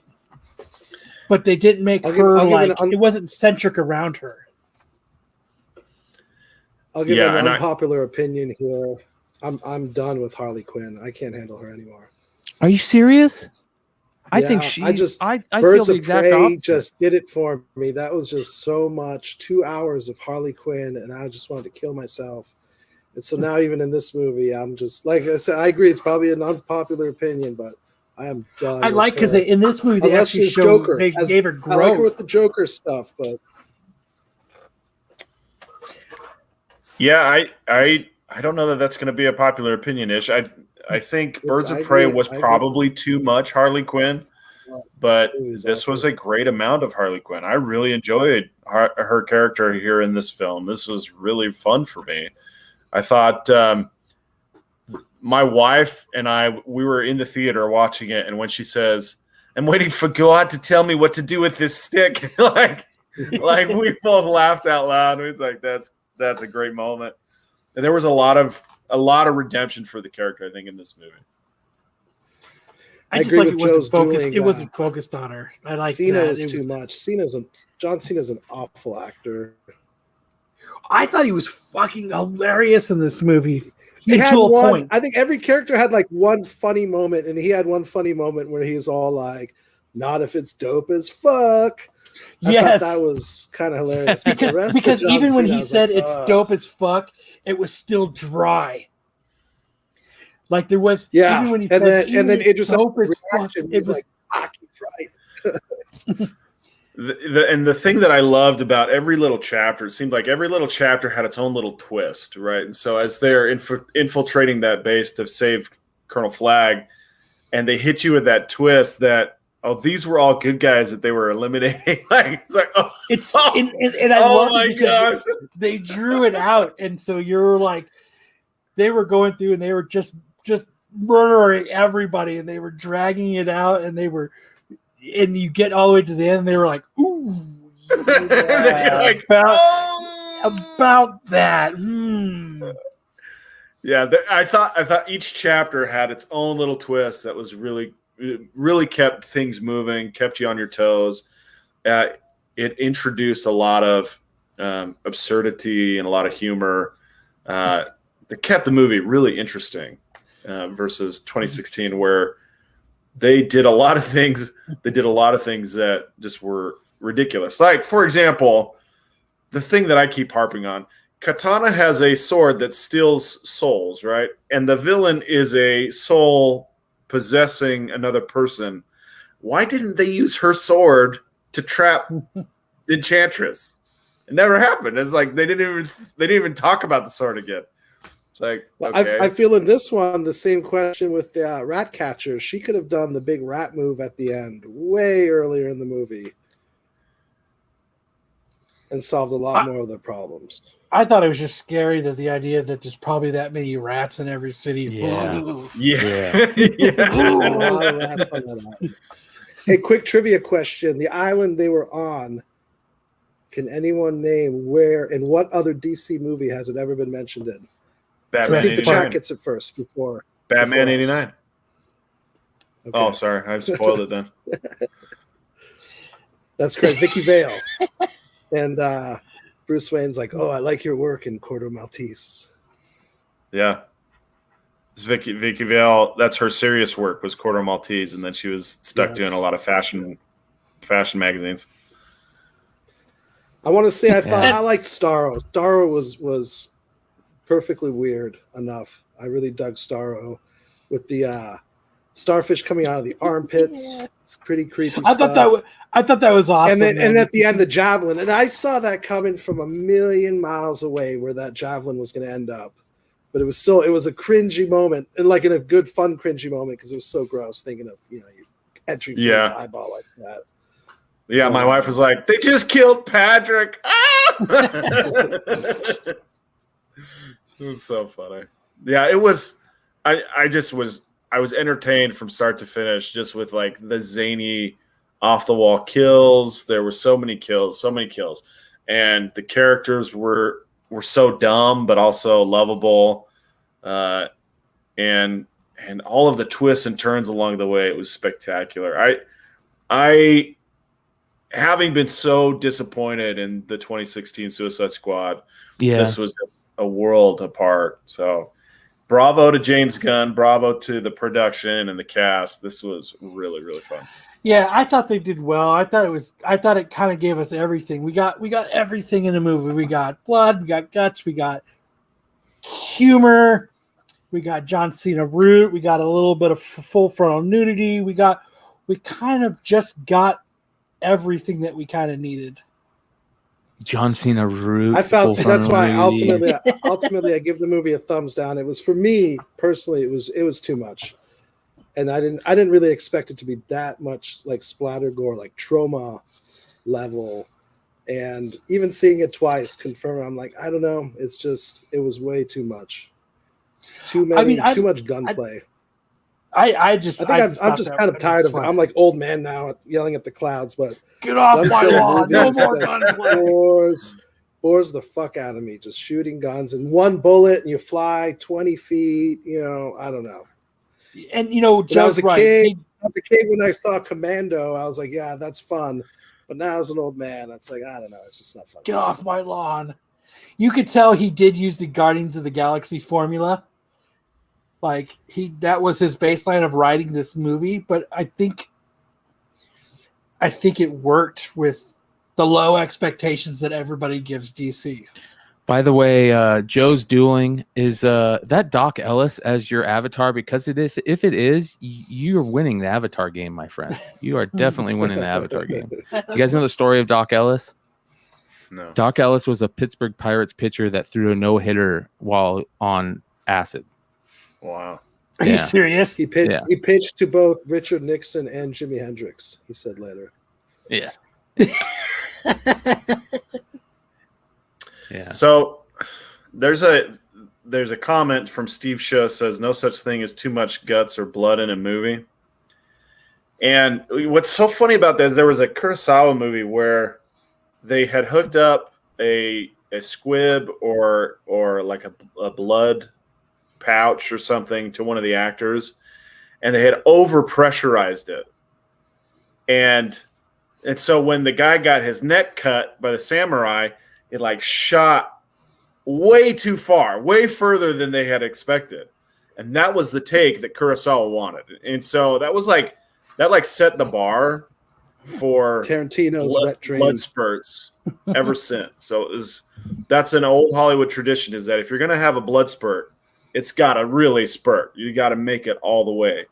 And so I agree with Steve Schuss. If you're going to have blood or guts, let's do it. Yeah. Yeah. I mean, it was just I liked that it could be. It didn't have to be super dark and gritty. Like it they made it fun. They made it. You got to laugh. I thought that was good. Yeah. I'm glad at least they got rid of Joel Kinnaman. I can't stand that actor. You don't like him? No, wasn't that supposed to be Tom Hardy originally? Wasn't Tom Hardy supposed to play that character originally? Really, Tom Hardy? Yeah, he's a terrible actor. I'm glad he didn't. He was supposed to play that and he dropped out or something. Because he couldn't sweat and wear a hoodie for 2.5 hours. Jared Leto probably sent him a rat in the mail, and he's like, "I'm not doing this. I'm out. Yeah. I don't need this shit." No, I really. I mean, I guess as far as like downsides for all of us who liked it, was there anything that you saw in it that you were like, "This doesn't really jive with me"? I found that there was a couple parts that were like, it's about to start dragging. You felt it starting to drag, but then he did something that took it out of that. Okay, it brought it back. I found a couple scenes where I was like, it was closer to the end of the movie. I think like right before they really started the battle, and they were kind of walking down the road right before they got to Starro, and I was like, okay. And like I felt it starting to kind of lose it a little bit, but then they brought it back. I think once they killed Polka Dot Man. Okay. For me, I didn't really. I can see what you're saying. Like there were moments where it was like maybe it was going to drag, and then they would do the little mini flashback 8 minutes ago or 8 minutes earlier, and they'd catch you up so that you could see how these two moments happen. That kind of explains why. Blood spurt is dropping in at just the right moment to save Ratcatcher 2. Also, Ratcatcher 2 is like that reminds me of the bowler's daughter from Mystery Men. Yeah, you guys remember that? The bowler and the bowler's daughter. But yeah, so Idris Elba's crashing right in it, right at the right moment to save her life. And they're like, oh well, actually, we just got to look back 8 minutes. And you see how that all played out. So it ended perfectly. Well, one of the things that we talked about is this being a DC movie and all the DC craziness. Well, I came across, while we were at Rotten Tomatoes, this is kind of interesting to me. This is all the upcoming DC movies. They put this out August 5th. It's an editorial, so, can't hold much water. It doesn't hold much water. Batman's coming soon. Black Adam is slated for July 29th, 2022. And The Flash is slated for November 4th, 2022. Aquaman, Lost Kingdom, December 16th, 2022.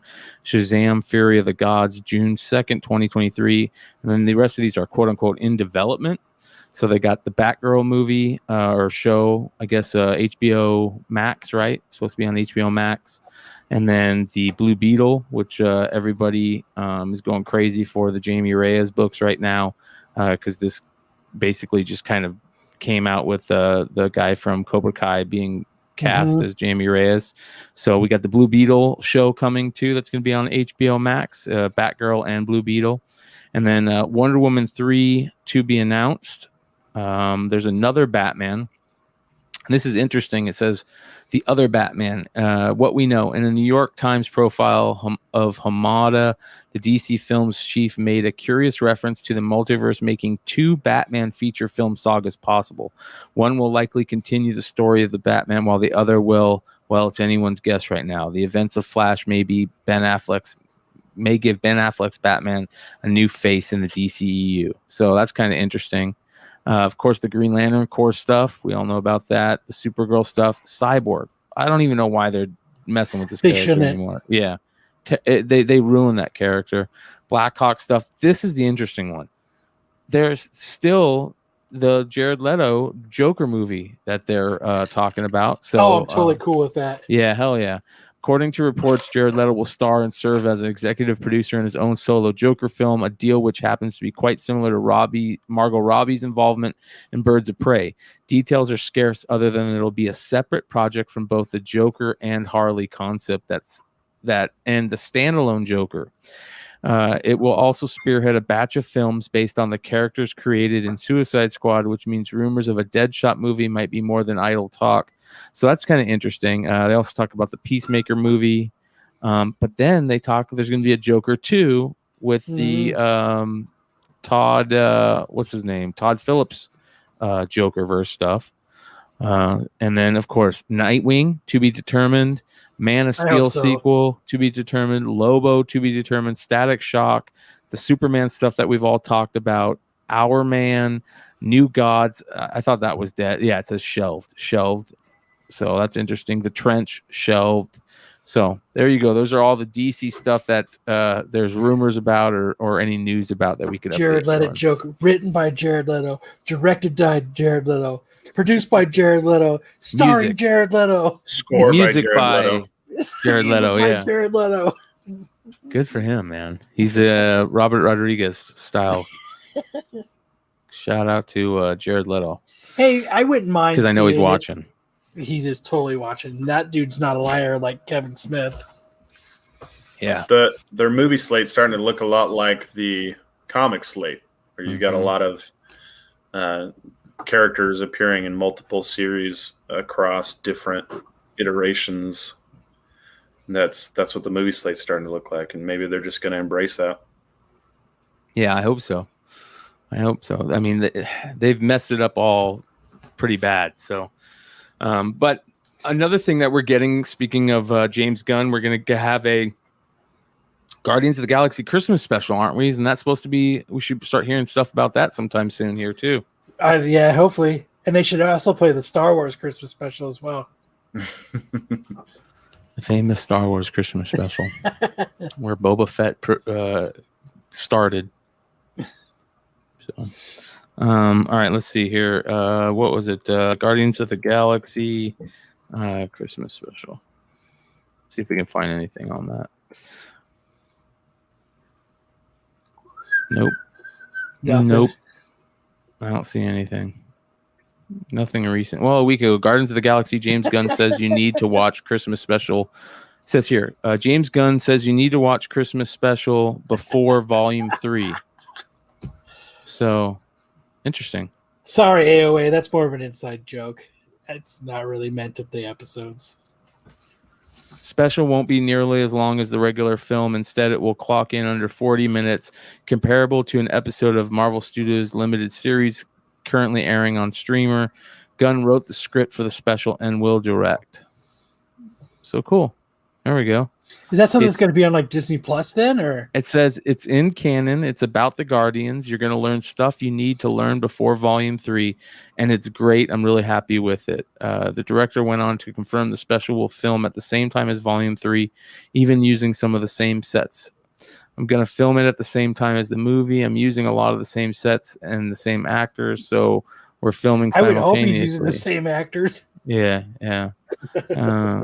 Just for this one, it's been entirely recast. That'd be cool. The Christmas special has like Chris Hemsworth or something as Star-Lord. And So it says here, Guardians of the Galaxy 3 is due to hit May 5th. So 2023. Yeah. 2023. Jeez. It's a long time from now. Yep. It is what it is. Because it can't be what it's not. Because it can't be what it's not. You got it. Hey, should we knock off our top 5? Yes. Well, So it if really anybody- comes down to there's one clear winner. Sorry, go ahead. I was going to say, if there's anybody new that hasn't thrown in their toy, this is your cutoff. This is the last chance for it. And it's So you like for- 1, 2, 3, Forever 4. hold There's your a peace. first place, and then there's a 4-way tie for second place, and then everything else is a single vote. That's top 5. There you go. Yes. What is it? Oh, yeah. What is it? Well, here, I'll just quickly read the list. So we had Evil Knievel, Soundwave, Skeletor, Voltron, Boba Fett, Lion-O, Raphael, Spawn, Trax, Shockwave, Rainbow Bright, though I think that was a troll one, Faker, Stretch Armstrong, Destro, the Green Ranger, Snake Eyes, Beachhead, Big Jim, Dusty, Darth Vader, and Zartan. I like the Faker one Yeah. too.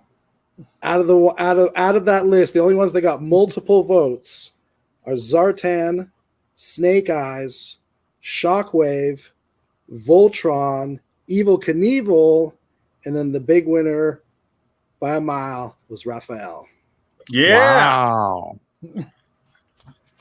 So Raphael, Evil Knievel, Voltron, Shockwave, Snake Eyes, and Zartan. That's our top 5. That's interesting. That's very guys want- interesting. Oh, I you guys guess like that was more not a Raphael? troll response. Rainbow Your Bright. mom plays with Rainbow is Bright all the legit. time. Your mom is always right. It's Yeah. not my mom.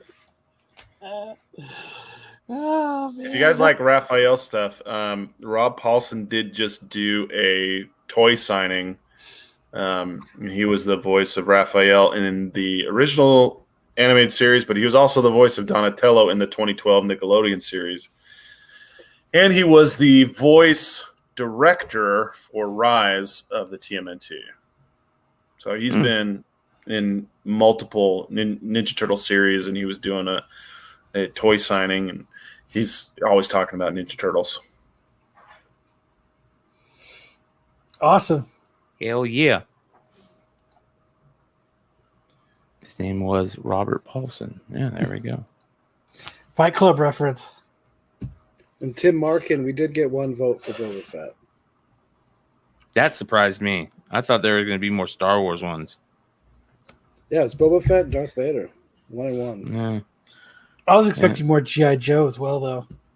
G.I. Joe was pretty There's a clear winner of Pretty the, well represented. Yeah. Destro, Snake Eyes, Beachhead, Dusty, Zartan. I mean, I think as far as categories, G.I. Joe was number 1.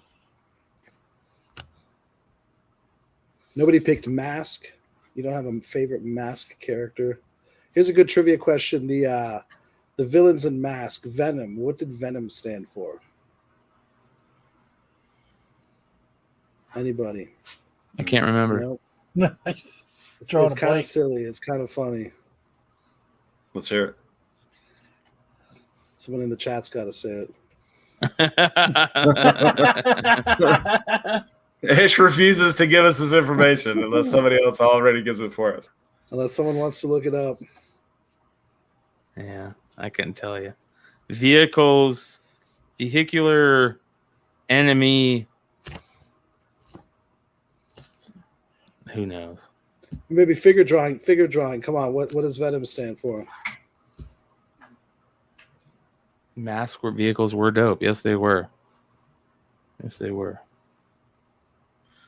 So, all right. Anybody got anything else crazy? Just remember, to the winner of the Stray Dog, just hit me up. I'll ship it to you. I don't remember actually who it was now. Trace Hunter. Was it Trace Hunter? Oh, Trace Hunter, yeah. Hit me up on Instagram. Oh, Trace just hit me up. Sweet. Network of Mayhem. Oh, Kyle, don't you nice. have a couple quick comic reviews? Yeah, we could do that if you want. Does it? I mean, yeah, I'll put fuck you it. on the spot here. Fuck it. Let me bring them up. I only got two. I only did two this week.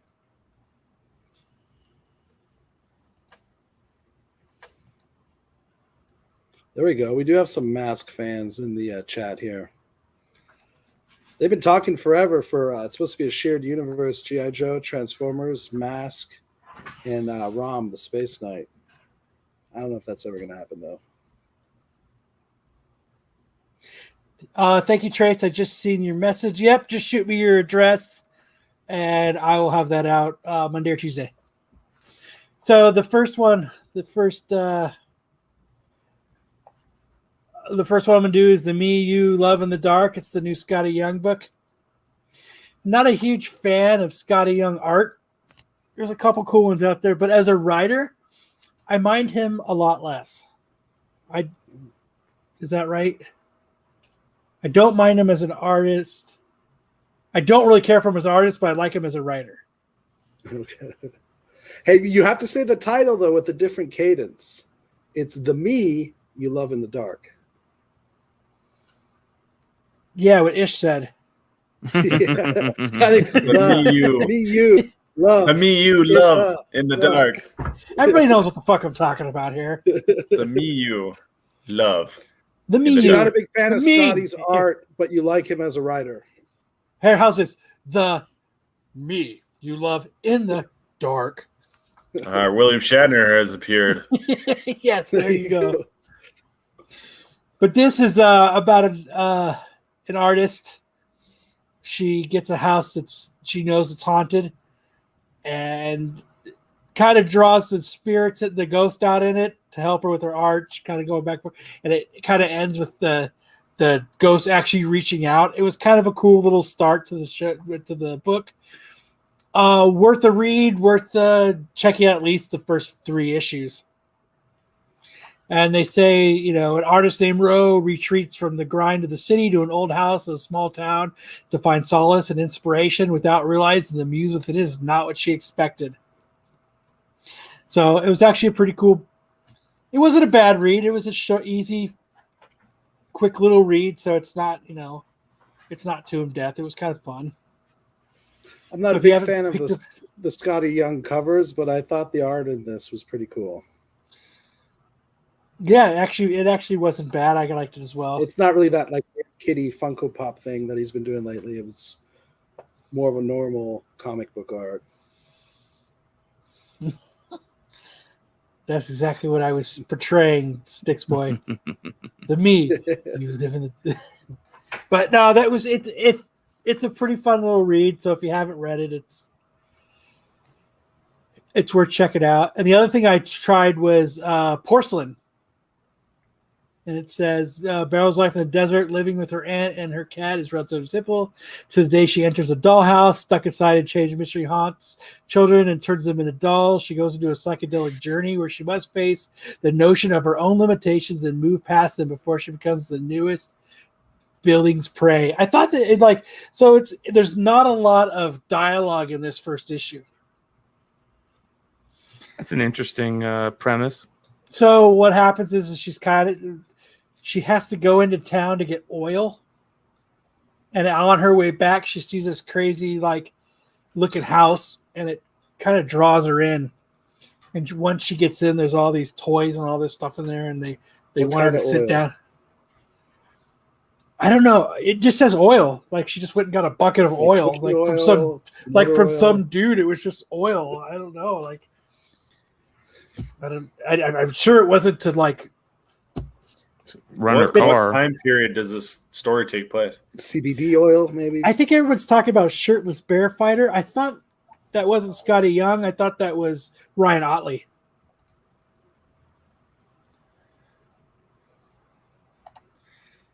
But maybe he did a cover for it. I don't know. But I thought it was Ryan Otley. But it was kind of cool. She was as she was walking back, she goes in there and she eats this. They want her to eat, so she eats this cupcake and it's got all these worms in it.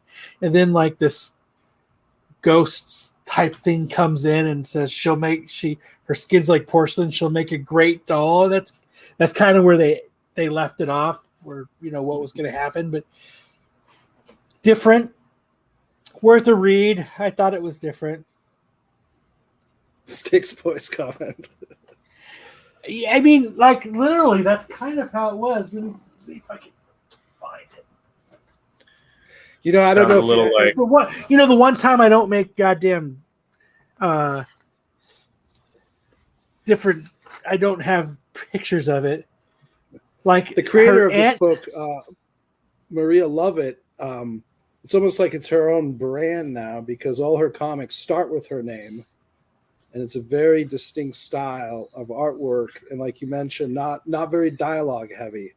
And so if anyone's a big fan of Maria Lovett, this is definitely a very much one of her signature comic books. Like her aunt literally comes out and talks to her, and then goes, "No buts. Go to the store and get oil. We'll talk about it. We'll talk about," like, she wants her to like leave the desert and like kind of try to make something for herself. So they're talking about like her later in life. And she literally just says, "No buts, go to the store, get oil." So she grabs a bucket, like, and walks off. And she walks to like this weird looking dude. And they just he fills up a bucket with oil. I mean, no real. And then they just wave goodbye, and she walks off. And that's when she comes across the dollhouse. And that's when she goes in. But go get you some oil. Yeah, I mean, just like. So it doesn't really specify. I assume they're not working on their old Volkswagen and they need oil to get her running. I mean, no, it's going to come in handy later when all the joints get rusty, like the Tin Man from Wizard of Oz. Yeah, that's what I was thinking. Like, I see all those wheels there on the cover, and what do they call gears? Gears, yeah. Yeah, Kyle, so like, do you think the book has kind of a steampunk vibe? A little bit. So, like, when she gets into the dollhouse, I guess, see, the one time I don't make fucking... Let me just make myself... Let me stop sharing.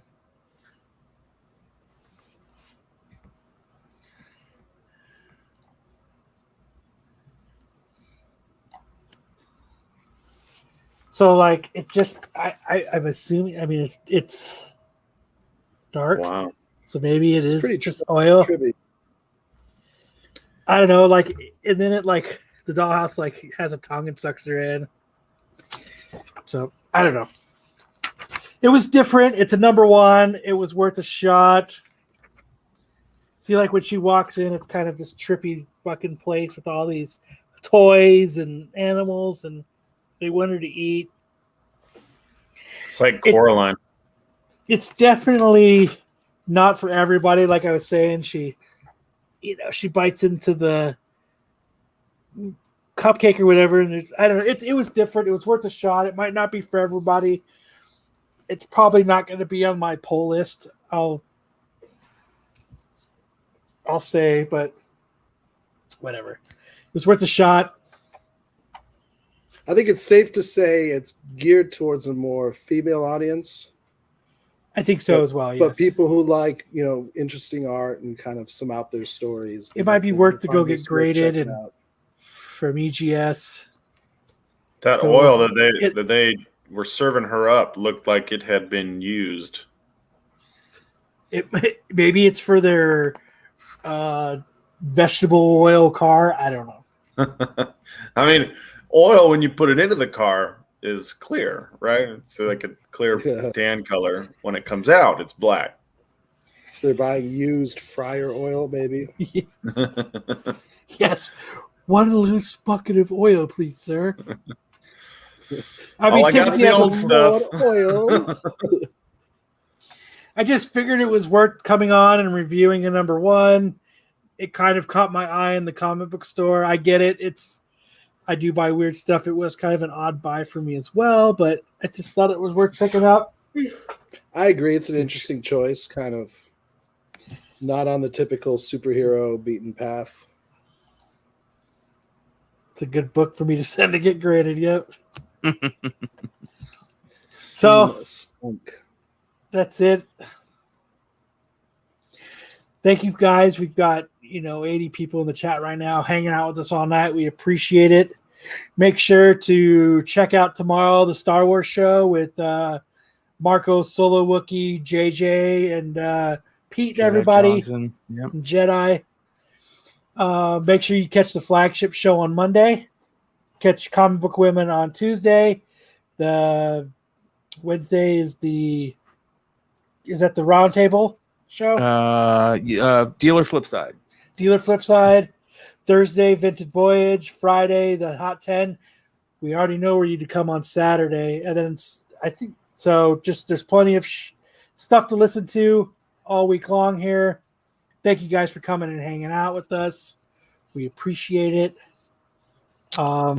Make sure to subscribe. Like, subscribe, hit the bell, hit that thumbs up for tonight. Watch some more Star Trek. Much more Star Trek. And we'll catch you guys next time. Later.